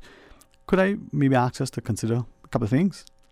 Sure. The idea of the violent protests. Could we not assemble protests, whatever word we want to use, and do it in a civil way where in larger numbers we're not prepared to come out with pitchforks and torches and do the things that we see has, even in recent times, sort of occurred, whether in Paris or other parts of France or whether in other parts of the world. But to say to the public, whether it's the government elected or whether it's the private sector, we're not going to stand for this. So we're going to walk and maybe go back to the mantra of Martin Luther King and have the sit-ins assemble peacefully, arms locked if necessary, and say, enough is enough. Could we not do it that way? I think the world is loaded with good examples of people very bravely taking to the streets to have their voices heard. I mean, you don't have to look any further than our, financial partner, Hong Kong, to see how committed someone can be to making a point. But like I said, I think it's anathema to us. Right. Culturally, I think it's not like anybody in Cayman is afraid to share their opinion or even to share their opinion publicly. It's that when you get 3, 4, 6, 10, 15, 20, 25 Caymanians in one area angry about one thing, it starts to not feel like it's Caymanians involved doing it. Right. Which is a problem, because it is certainly none of us are unfamiliar with the concept of Caymanians being natural doormats, really. Right. But then, and I don't have it in front of me, so I can't quote it verbatim, but there is a perception that if we were to assemble, I use that word deliberately, we need somehow to get permission to do that. Some have questioned, I've heard them ask it, but they're not willing to do anything, even though that they may have the ability to influence it. That why is it that way? A peaceful protest, a peaceful gathering, you need to get permission to do that. Would that be an affront to democracy, civil liberties, and the like? Now, others have equally shared, well, wait a second now, we're moving more and more towards a police state. We're going to soon have everybody with guns, in uniform, creating a standing army of sorts. So is it then that we're moving away from a civilized society to one that is now militant and militarized and policed? I wouldn't quite go to that degree with this particular issue that you're mentioning, the requesting permission. I think in modern society, given that we are a nation of laws, there is a fine line from a legal perspective between a protest group and a mob. Right. Right. And the law has to have in its arsenal the ability to deal with a mob, and it's hard to it's hard for the law enforcement to make that distinction on their own. They can really just have described for them in law what constitutes a mob. I hear you, but let's be careful. We don't give them too much justification for wielding so much power, right? Take for instance, and again I don't have it. So not, as the fellow said, not because he's a lawyer he means that he knows everything, but having a conversation with a couple of individuals who are called to practice, and they've shared. We made some amendments to some of the criminal laws that we have, and order under the guise, if I understood it correctly, of gang behavior. So it would have seemed that if it's 2 or 3, but small numbers of people assemble, that could be seen as civil disobedience and the like, right? And that now, again, my understanding of how they presented the interpretation and actual application of this particular amendment, that would now run counter to, let's say, we were protesting high electricity rates or the price of gasoline, or the government was proposing a tax or whatever it was, right? And we decided, you know what, we're going to meet tomorrow out by the Legislative Assembly. You got to be mindful that you could be rounded, you wouldn't be rounded up and thrown in jail because of something. At what point is the act of the populace in a civilized way, protesting democratically, seen as inciting violence and chaos and pandemonium, all those things, as opposed to a healthy demonstration in a healthy democracy? I get what you're saying. I think it's one of those things that's not a problem till it's a problem. I think it's perfectly within the government's purview to manage large gatherings of people, because that's a public safety issue. Now, if you are gathering large numbers of people in order to make some kind of political statement, then there's nothing from the government's perspective that should prevent you from doing that. They have no reason to expect violence. Right. So it's really only a problem if they start denying that permission without cause. Right. Well, sorry, go ahead. Yeah. Then I would just further say then that if after that first denial or that second denial, then the public will decide where that line is, whether the government is overstepping its bounds. And once the government oversteps its bounds, then now you're guided entirely not by the law of the land, but by the law of democracy itself. And now you can feel free to ignore that permission, right, because you've tacitly made your case already. Yeah. Before I ask two other things, I just wanted to give us an example. Perception, right? So the other day, was it Thursday before, with the hearing for the beach access. Again, perception. So people external to Cayman, some of whom are connected to Cayman through business ownership, property ownership, got family, friends there, what have you. Yeah. There were some images, and of course, how do you want to put it? Information gets shared these days, not just by word of mouth, but you got video and pictures and the like.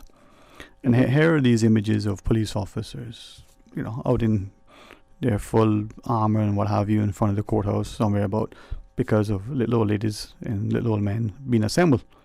And I saw a few comments and heard a few sentiments being expressed by some of these people external to Cayman, and thought, wait a minute, what happened here? Right? So you have a small group of people seemingly not being disobedient, but the response is armed police, right? And again, I wonder to that extent, perception. But the other two things I wanted to ask you was this idea: you said criminal corruption. What about the scenario where, and I think you alluded to it, the society's norm is that corruption, it's not just for you trying to corrupt the public official, but the public official knowing that, as you shared, accepting this offer to be influenced and induced is such that, as we see in other societies, we're told, Singapore in particular is a good example of that, it's a no-no. You're going to be severely punished no matter what side of the equation you're on. Mm-hmm. Could we not, or what would it take for us to get that to be part of our psyche? That becomes the norm, that, don't even offer, and you better don't even think of accepting any sort of corrupt behavior, or the status impression that this is to induce influence. What would it take for us to get there? I think it would take the overt criminalization of that kind of behavior. I think we have a long history of back scratching that was kind of part and parcel of the public's relationship with the government for decades.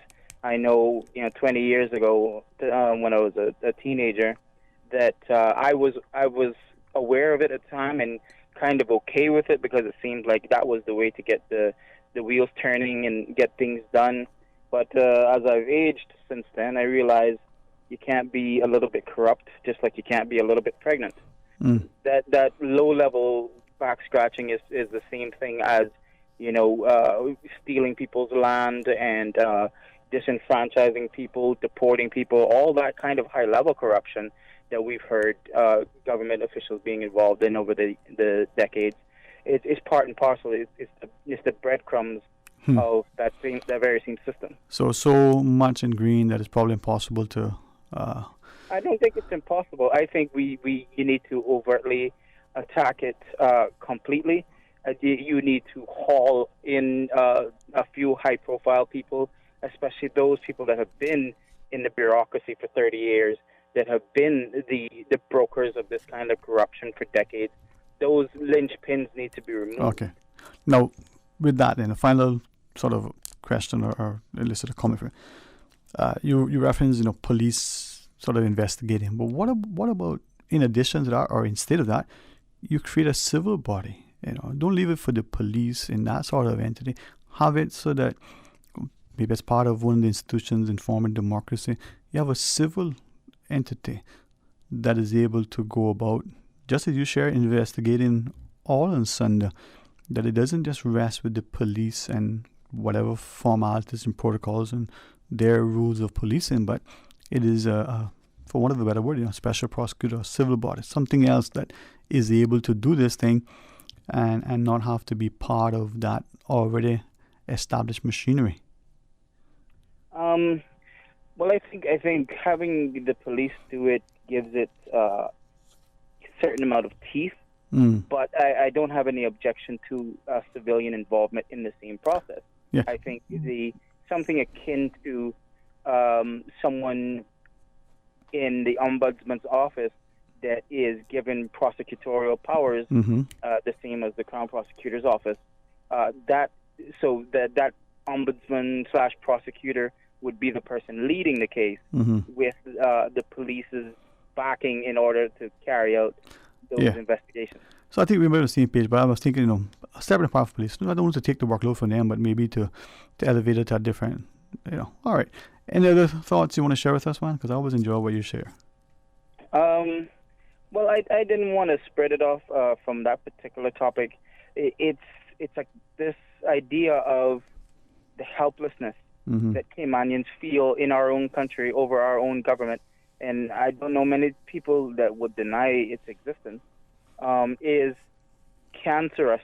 I mean, we all feel this fear that we are having the rug pulled out from under us, that our country taken from us, and this corruption where the people who we've imbued with the power to protect us no longer care for our interests is the beating heart of that anxiety, and not only that anxiety, but that feeling of helplessness.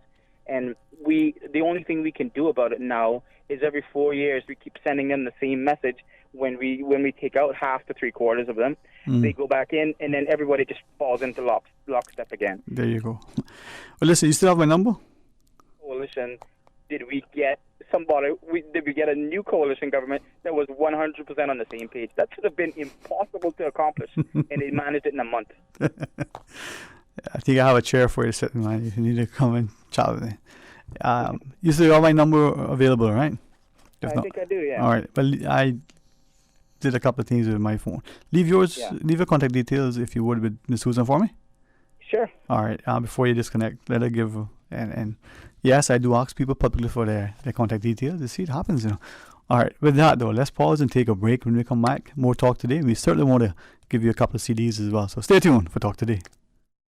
ValueMed Pharmacy is your community care partner for health and wellness needs. We offer convenient prescription processing at the counter and online at value-medpharmacy.com. That's VALU-medpharmacy.com, with pickup available at the Walkers Road or Boddentown location. We also accept transfer prescriptions from other pharmacies. More than just a pharmacy, shop ValueMed for personal care and beauty products from trusted brands, perfume and gift sets, Hallmark and greeting cards, baby clothes, footwear, handbags, swimwear, home decor, toys, school supplies, and stationery. And home convalescence aids like wheelchairs, walkers, crutches, canes, and hospital beds. With 2 locations to serve you, Walkers Road in Georgetown and in Evron Plaza, Boddentown. Visit ValueMed, more than just a pharmacy. The Business Buzz with Sabrina Turner. Each and every Tuesday and Thursday morning at 7:30 a.m. Brought to you by Cayman Medical Supplies. Call them at 949-6211. Cayman Insurance Center, celebrating 45 years in the Cayman Islands, specializing in property, life, and other lines of insurance products and services. And also brought to you by FSH Design. Let your imagination grow with FSH Design. Visit fshdesign.com today. Talk today. But I do have some questions.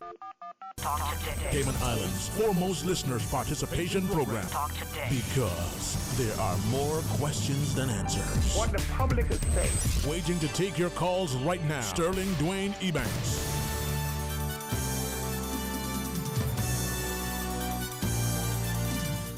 Hey, good afternoon. Welcome back to Talk Today. Thank you for joining us, and thanks to Miss Susan. Man, she's got a lot of work now, even more than ever. Imagine that, having to balance all these cameras in the studio. I said, take them out. No, I'm just kidding. 949-8037 or 1-800-534-8255. Listen, as a special thank you, how would you like a copy of Sean Henning's To the Beat of My Drum? He was on earlier with us. We got a chance to listen to some of the shots from the CD, and we equally had a chance to chat with him. 12 songs on the CD. I think 10 of them he wrote. I like the one, not just because it's him on the drums with old drums, not just because it's being sung by Quincy Brown, but it's Mr. Dalmi's song, Cayman Moon is on there. It's a throwback, it's a collaborative effort with Swanky, as he shared as well. So, what do we say in order to give you this CD? Well, tell you what, call us 949-8037, 1-800-534-8255, and we'll be happy to share with you. You can also get them at Pure Art. You can download them from those places that you go when you pay and you download music from. If you're not sure where that is, Susan can tell you, because she knows more about that. She's young like the young people these days. I just buy CDs, much easier, much better. I'm glad that a friend showed me a little way to do it, and you can load them onto your hard drive, and you can have the CD stored for safekeeping while you listen to it, almost in the same good quality. Let's go to the phone. So, good afternoon and welcome. You're on Talk Today. Good afternoon, Dwayne. Good afternoon, Miss Susan. Mr. Raymond. Afternoon to you, sir. How are you today? Yes, sir. It's okay. Been a long time. I haven't been on here. You've been busy, man. You've been busy. I had a spell of the flu around Christmas and the New Year. Oh, man. Sorry about it. Look like everybody had that, Yes, At least sir, you can't say you didn't get it right. for Christmas. It was raging here in Cayman Brack. Lots of people had it. Okay, I have a story I would like to talk about. Historic event with some of the most crushed rock ever imported in history to Grand Cayman. Mm-hmm. This last weekend, there was 4 ships off Georgetown. One was loaded from Calica, Mexico, one from Kingston, Jamaica. They're the 2 regular callers there, and they have the huge one, the biggest one ever been there, the Pacific Pearl, which is at 656 feet long. That's off Georgetown. And they have the other one, the Ibis Bulker, which is around 640 feet long. That's been there now roughly 3 weeks. And due to the weather, they couldn't discharge, so they have a lot of time spent out there, actually lost time. They had 2 barges and 2 tugs that were chartered and came to Grand Cayman. One of them left, and another one has taken up its place. And quite a historic event. The crush rock came in the 2 large bulk carriers from Bayside, Canada, is the report that I have, where it was loaded in a port in Canada called Bayside, Canada, and that's for the resurfacing of the airport and filling in the pond and the marsh areas around the airport. Quite a large amount, the largest amount that has ever been imported into the Cayman Islands. And the other story, the shipment of gasoline and diesel was for Cayman Brac last. The tanker couldn't discharge here. They had to come back to Grand Cayman. And that diesel came from Mobile, Alabama, and the gasoline was from Freeport, Bahamas. So people may think that every time it's coming from the same place, but they're changing it. Usually used to be from Houston, Texas, coming to Grand Cayman. Several other ports before, sometimes direct to Grand Cayman. And a lot of times now we've been getting diesel from oil refineries in Mobile, Alabama. And this last one had gasoline from Freeport, Bahamas, but never did get to discharge it here. Went back to Grand Cayman. I think they have space there to take it, so they'll have to make arrangements for another one to come with the gasoline and diesel for Cayman Brac. Okay, I have another interesting story. The only Caymanian seaman left in the world that is active is on a super tanker today off Galveston, Texas. That's my brother, Captain Radley Scott. From 75 years ago, it was said that we had 3,000 Caymanian seamen out there on ships all over the world. And today, imagine only one. He is the senior mooring master, which is employed by TK Shipping that owns the ship Navigator Spirit, that he docked this morning alongside the Arab tanker Farha, and they're transshipping Corpus Christi crude oil, American crude oil, to load the Arab tanker to pass here in about 2 weeks' time, going to Korea with that. So that is a booming economy now for United States. Also, another interesting thing, I would give you this one to pronounce, what I'm going to bring forward to you.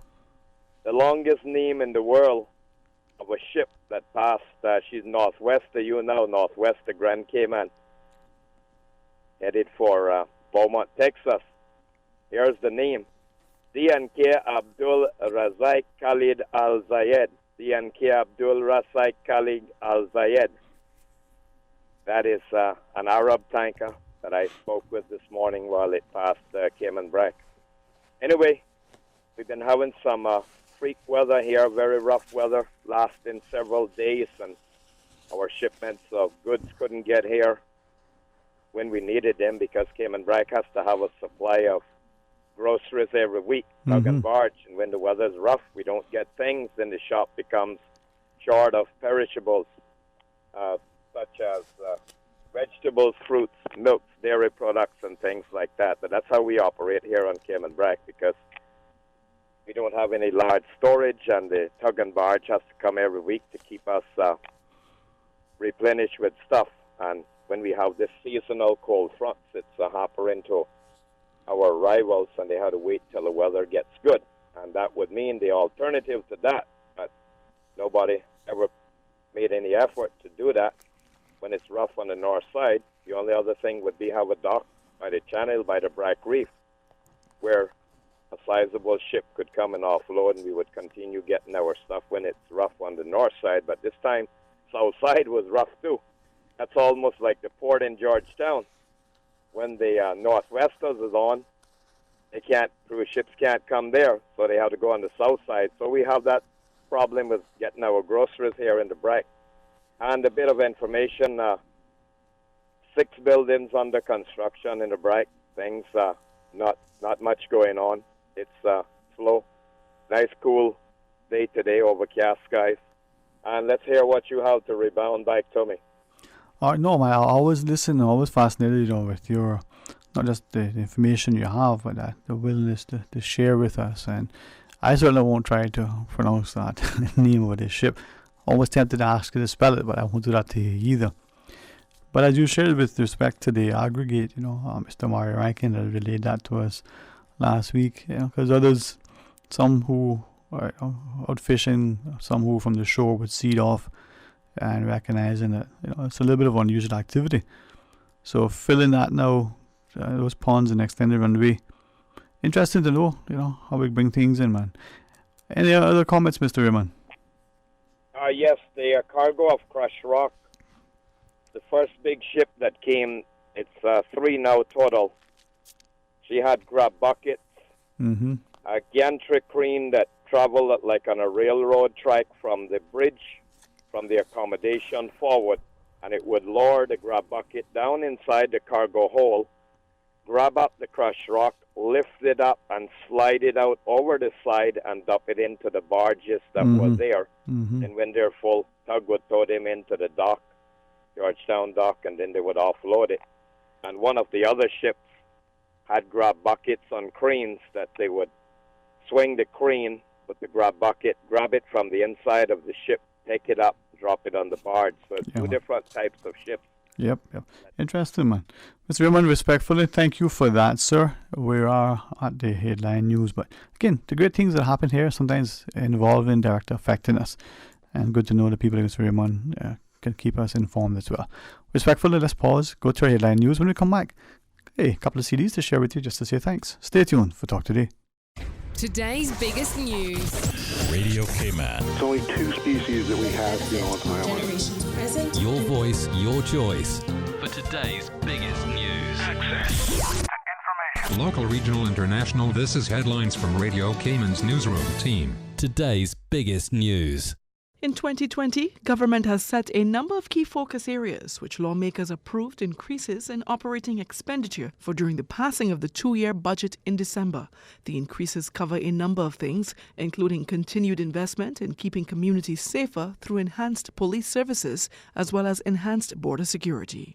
Good afternoon, I'm Dion Anglin with your headlines and news elsewhere. At least 3 people have died in Ethiopia after a wooden stand collapsed during a major Orthodox Christian celebration. Dozens more are injured, and some reports put the death toll at 10. Thousands were commemorating the baptism of Jesus for the Timkat festival in Gondar. The Ethiopian news agency reported that more than 15,000 foreigners were attending in the celebration.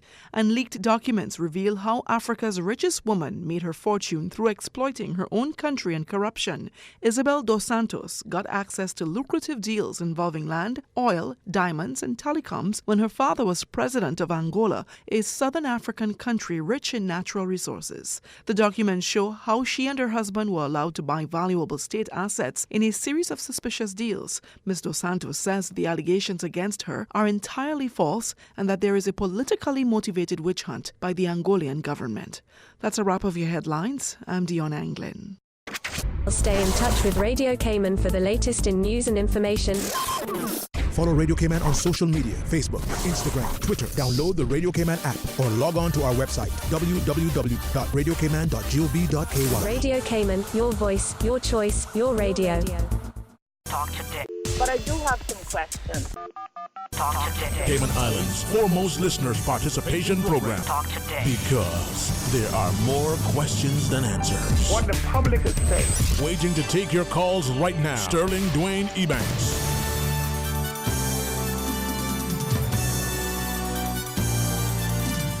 Hey, good afternoon. Welcome back to Talk Today. 949-8037. 1-800-534-8255. Or you can WhatsApp 925-3261. Well, tell you what. Got a couple of CDs, compliments of Sean Hennings, to the beat of my drum we want to give to our listener. Why don't we say, the second caller, the first caller, the third caller, the 95th caller, I don't know. What should we say? Well, I'll tell you what. You want to call a CD, and we're happy to hear, to continue to play on it. So call. The question is, we played 3 of the 12 songs on this CD. Tell us one of the 3. Well, 949-837, 1-800-534-8255. Call and give us a shout, and we'll happily share it with you. It's great music. We have incredible talent.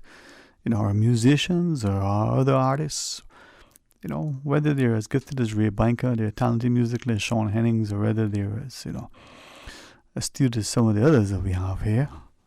But the thing is, are we celebrating them? Are we showcasing them sufficiently? And are we ensuring that we're giving them the opportunity to serve as role models and inspiration as we nurture and encourage? Hey, I think this is the best way to do it. Come Monday holiday, we're celebrating our heroes.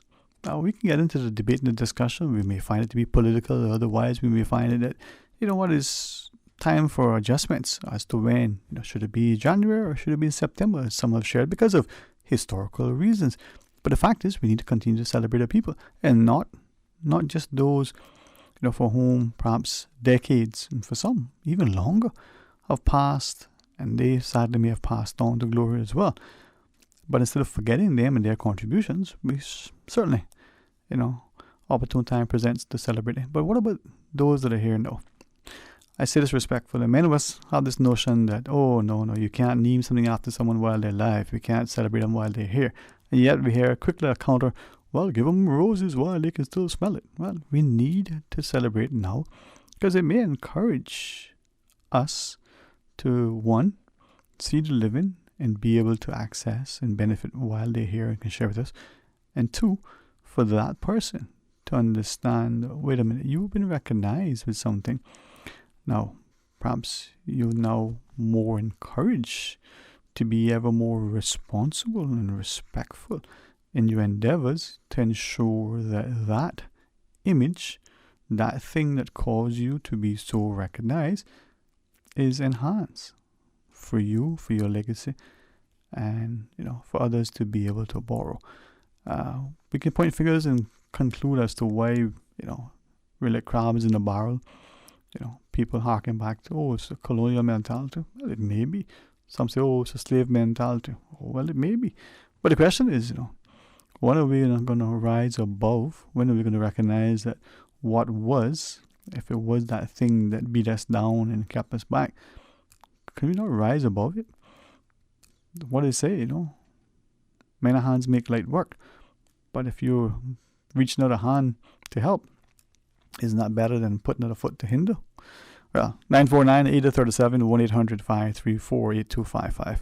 Give you a story. I met a young lady not that long ago, and amazing, incredibly intelligent, very, very industrious. We have these people in our society. The question is, do we encourage and nurture them? Do we help to guide them and to impart whatever wisdom and knowledge that we may have? Sometimes we go ahead to clear the path. Sometimes we draw alongside to stand shoulder to shoulder and lock arms. Sometimes we're right behind to prop up. The question is, are we there, or are we only glad to do all we can to see that they fail and fall? 949-837, 1-800-534-8255. All right. Give me a shout, and I have a CD for you. You can enjoy it, share it with others, and recognize, just by this alone, not only the great collaborative effort to demonstrate, just as a reminder to our own selves, what we have here. This is just one avenue. It's in the music and the arts. But if we allow this to sort of give us a second to pause, we might quickly recognize that just like in this endeavor, we have it in sports, we have it in other areas. And for our very small society, small in terms of whether it's 100,000, whether it will become 150 or 200,000, whether it's 100 square miles, it's still small, but it's significant. Let's go to the phones. Hey, good afternoon and welcome. You're on Talk Today. How are you doing? Good afternoon. How are you this afternoon? Blessed and thankful. How about yourself? Good, sir. Good, sir. Just chiming in on the music, on the local music talent. Yeah, man. You know, the situation I see with the local music talent is this: is that, you know, we have a lot, like you already said. I'm just repeating your words. Is that we have a lot of talented musicians here, Yeah, man. and we have a lot of aspiring coming up today. Mm-hmm. But there's no path before them. You know why there's no path before them? Dwayne, think about this. Mm-hmm. Every country they have, what you say, stars or musical talent. Where do they launch their music? In their own country. Yep. That's where they start. But why is it? Where do our Caymanians, our local talent, launch their music? Overseas. Overseas, they launch their music overseas first before they come to Cayman. No, I know you're gonna ask the question, why is that? But the thing is, like, okay, for instance, I'm not cutting them down for launching their music overseas because of the fact is that there's no market in Cayman. Our local people have some problem why they can't support our local artists. Because they would rather, if you launch it overseas and it becomes popular overseas, then everybody's buying into it. Everybody wants it. Everybody like the music. And believe me, Dwayne, you're talking to a non-musician. I don't sing. I can't talk good. So you got a lot of compliment me and you like, right? Yeah. I can't sing. I tried to sing the ABCs with my kid the other day, and I stumbled. They were crying, huh?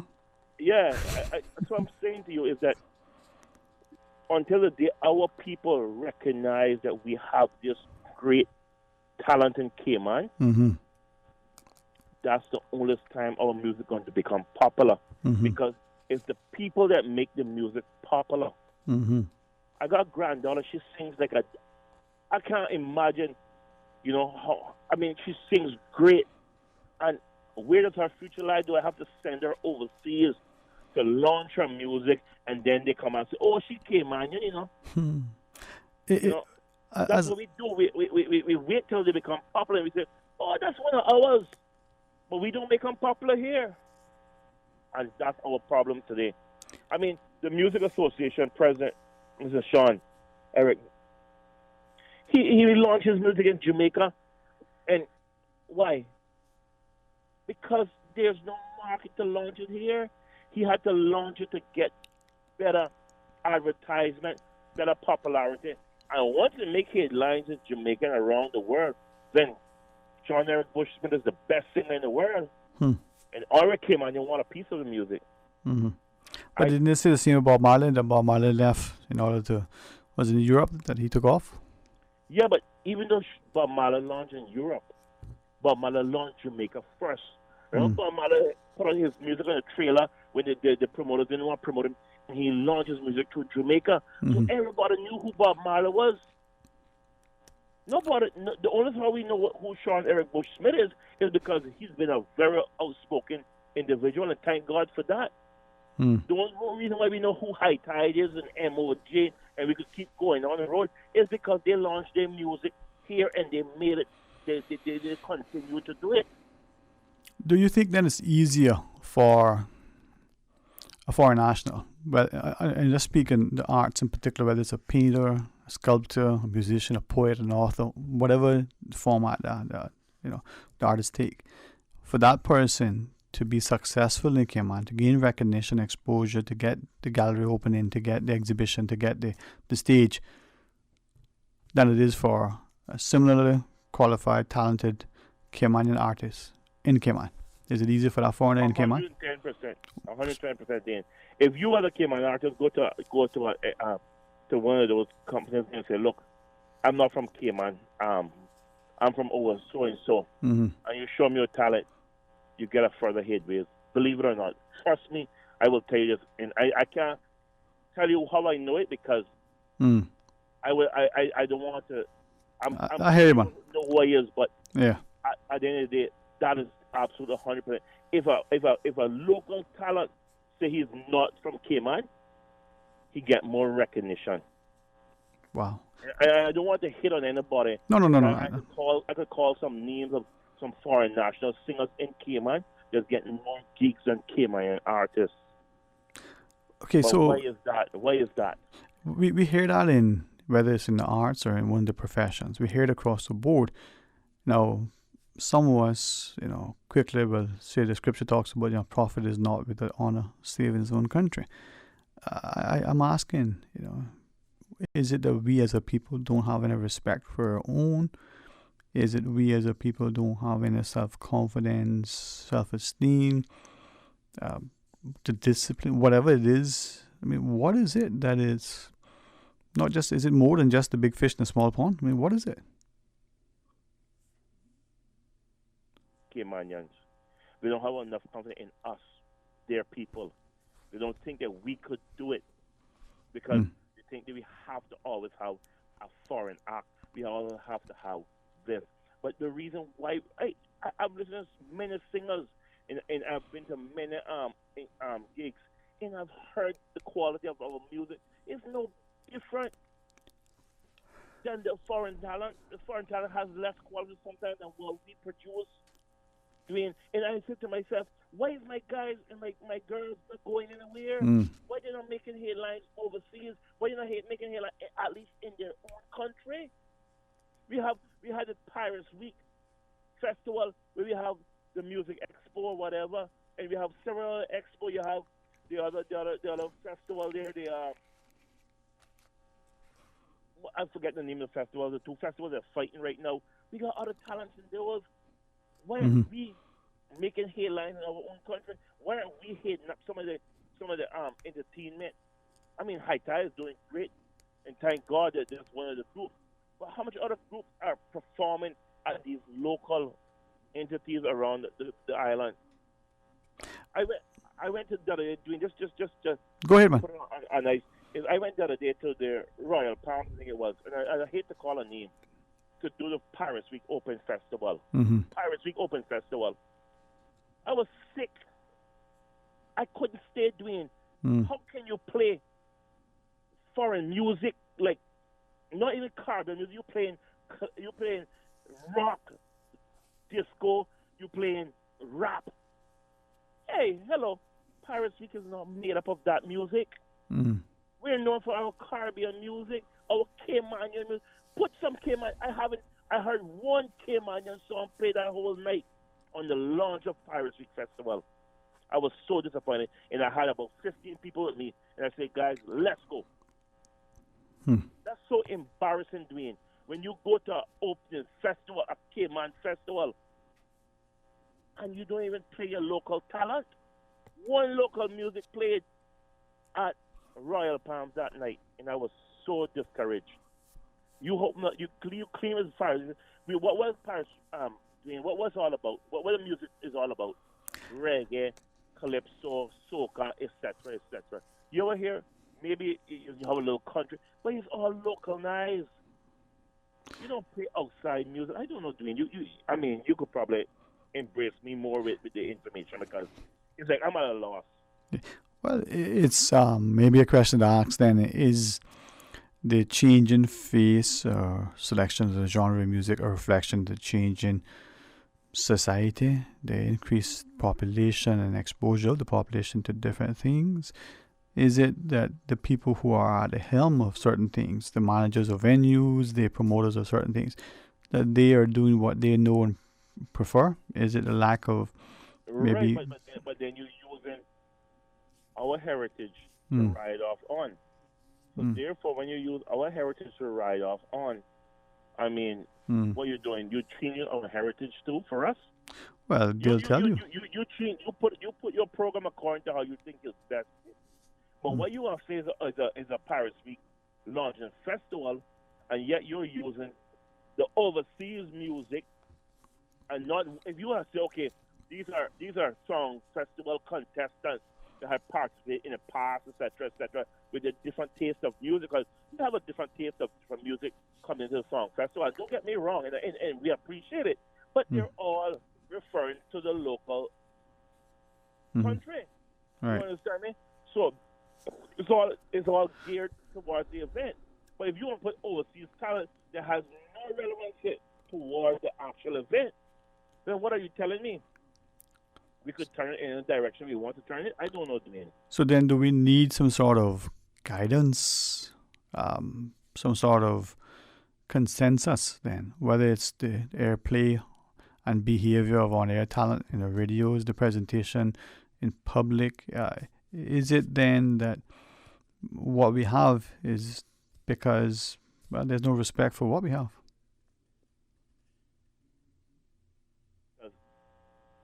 I remember years ago the Music Association was having some major issues, and they approached government. I'm not. Trust me, Dwayne.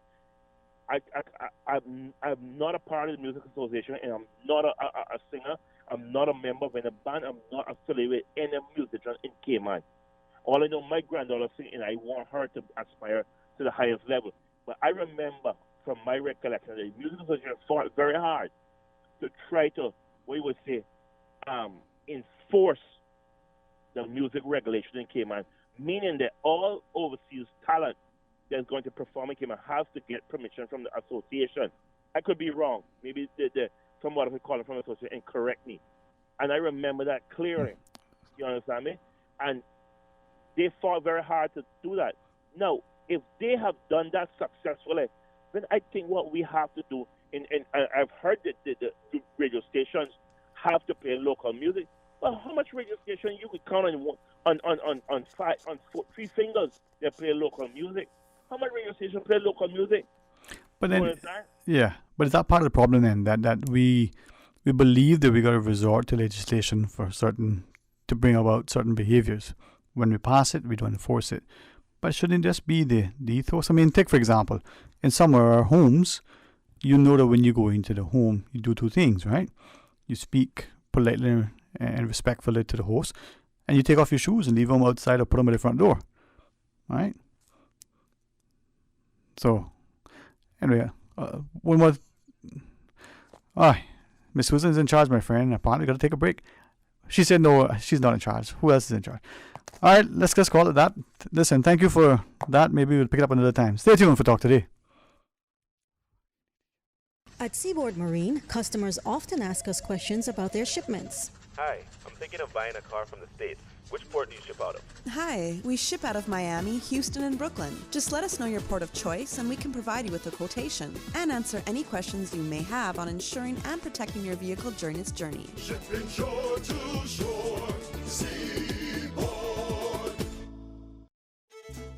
National Heroes Day celebrations is Monday, 27th of January. At this year's event, we will be celebrating our first written constitution, the people who pioneered its establishment, and the first 4 women who bravely stood in the 1959 general election. Join us as we reflect on our community's journey to the modern Cayman Islands. There will also be a special ceremony to honor and memorialize our national heroes. Come and join the celebration on Monday, 27th of January at 9 a.m. at Hero Square, downtown Georgetown. Refreshments will follow the celebrations. All are invited to celebrate Cayman, our history, our heritage, and National Heroes Day. For more information, contact national events at gov.ky or 244-3613. I cannot be forget.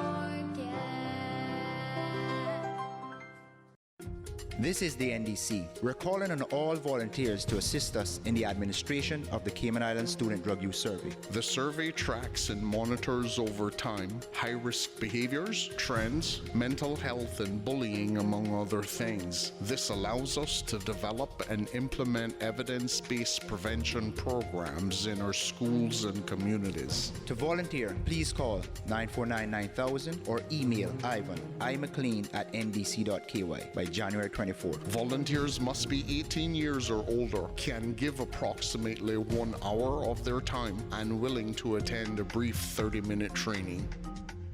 Talk today. But I do have some questions. Talk today. Cayman Islands' foremost listeners' participation program. Talk today. Because there are more questions than answers. What the public is saying. Waiting to take your calls right now. Sterling Dwayne Ebanks.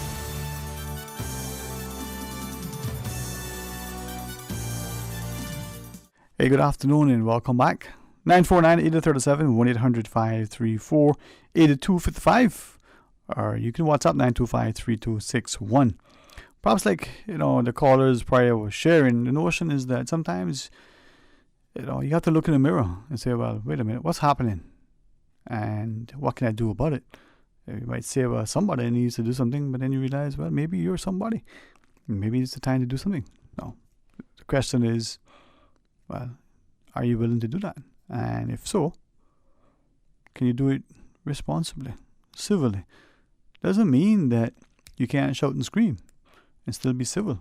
It doesn't mean that you can't stand, in a very stoic, a very purposeful way, and just your presence alone can convey a serious sense of, conviction, a sincere commitment to something. The problem is that maybe we are afraid of our shadows. We look and everything around us look like giants, and we're not prepared to face them. Maybe we're willing to give people greater power and authority over us, whether we put them in uniform and arm them with guns, or whether we give them certain position and give them pens and computers and the like, or whether we set them before our children in classrooms or on the fields, or whether we put them in position in our offices or the like, or whether we are just, for some reason, as someone shared, we're just coward. And then when we finally get to a point where we feel there's no way out, then we, retort to some behavior that perhaps is laden with emotion and hatred, laden with a sense that, we come with all guns blazing because we believe that's the be all and end all. But can we respond before we get to that point?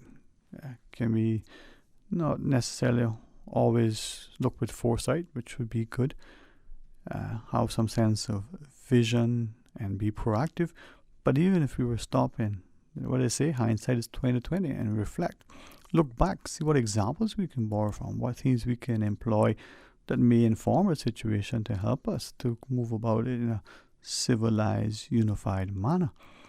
Instead of looking at the brother and sister to your left, those in the front or behind, and finding ways to separate, perhaps we can find ways to draw together. I can share with you that many of the things that we say in here are things that are reflected by others, but, quietly, and the ones and the twos. And they would say, oh, this was, and they may reference other jurisdictions, some that not far away and some that are, far off. But what they do and they say and the way that the people would respond and the things that they accept and tolerate, well, why is it now that, as the astute caller earlier asked, when our grandchildren point fingers and say, but wait a minute, you didn't do anything to protect us. Why did you make it come to this? Why is it that we believe that our grandparents or forefathers were the only ones that had any resolve, that they were the only ones that demonstrated in a sense of, commitment to doing the right thing? I mean, is that now because, we all drinking soda water and, sampling the new wares? Or is it that for some reason we don't no longer have that level, of fortitude? We lack the moral grounding, the spiritual ethos, the semblance of civility and morality. I mean, what is it? Is it that we're fearful that we say something that not only will we offend those close to us, but we ourselves may be caught up in whatever the fallout, however negative it may be? It's not because we don't or haven't done something that we are no longer, proud of, but the question is, will it get better if we continue to ignore the obvious? Well, as the caller shared, maybe it's time for us to be able to start to look beyond the low-hanging fruit, and not until those who we believe may be, more responsible, more culpable, sort of more in charge. maybe until they understand that the long arm of the law does indeed have a long reach. But then again, perhaps we know that there are many of us that can continue to act with impunity. Well, who knows, huh? Dr. Frank's play time longer than rope may just one day come home and prove true. Listen, come back tomorrow for more Talk Today right after the midday news and midday meditation. Share with us your sentiments. To that last caller before, I had intended to formally, and if you would, respectfully, just call back. We would like to offer you the CD. We get to those news breaks, boy, and sometimes we don't see beyond. But anyway, so be it. We'll share with you as the week goes on, and we want you to make a note, God's willing, on Friday. We know Monday coming is a holiday, and we celebrate, our heroes. If you heard the sort of ad earlier. But on Friday, we get a chance with the good company of Mr. Loxley Banks to, do some great things. Hopefully that still materialize because he's working diligently. And then, of course, some other things as the week goes on. We invite you to be a part of a discussion for the remainder of the programming, whether you're able to catch us for the buzz in the mornings, whether you join us for the record, or you're equally welcome to share with us on Talk Today right after the midday news. Until tomorrow, be blessed.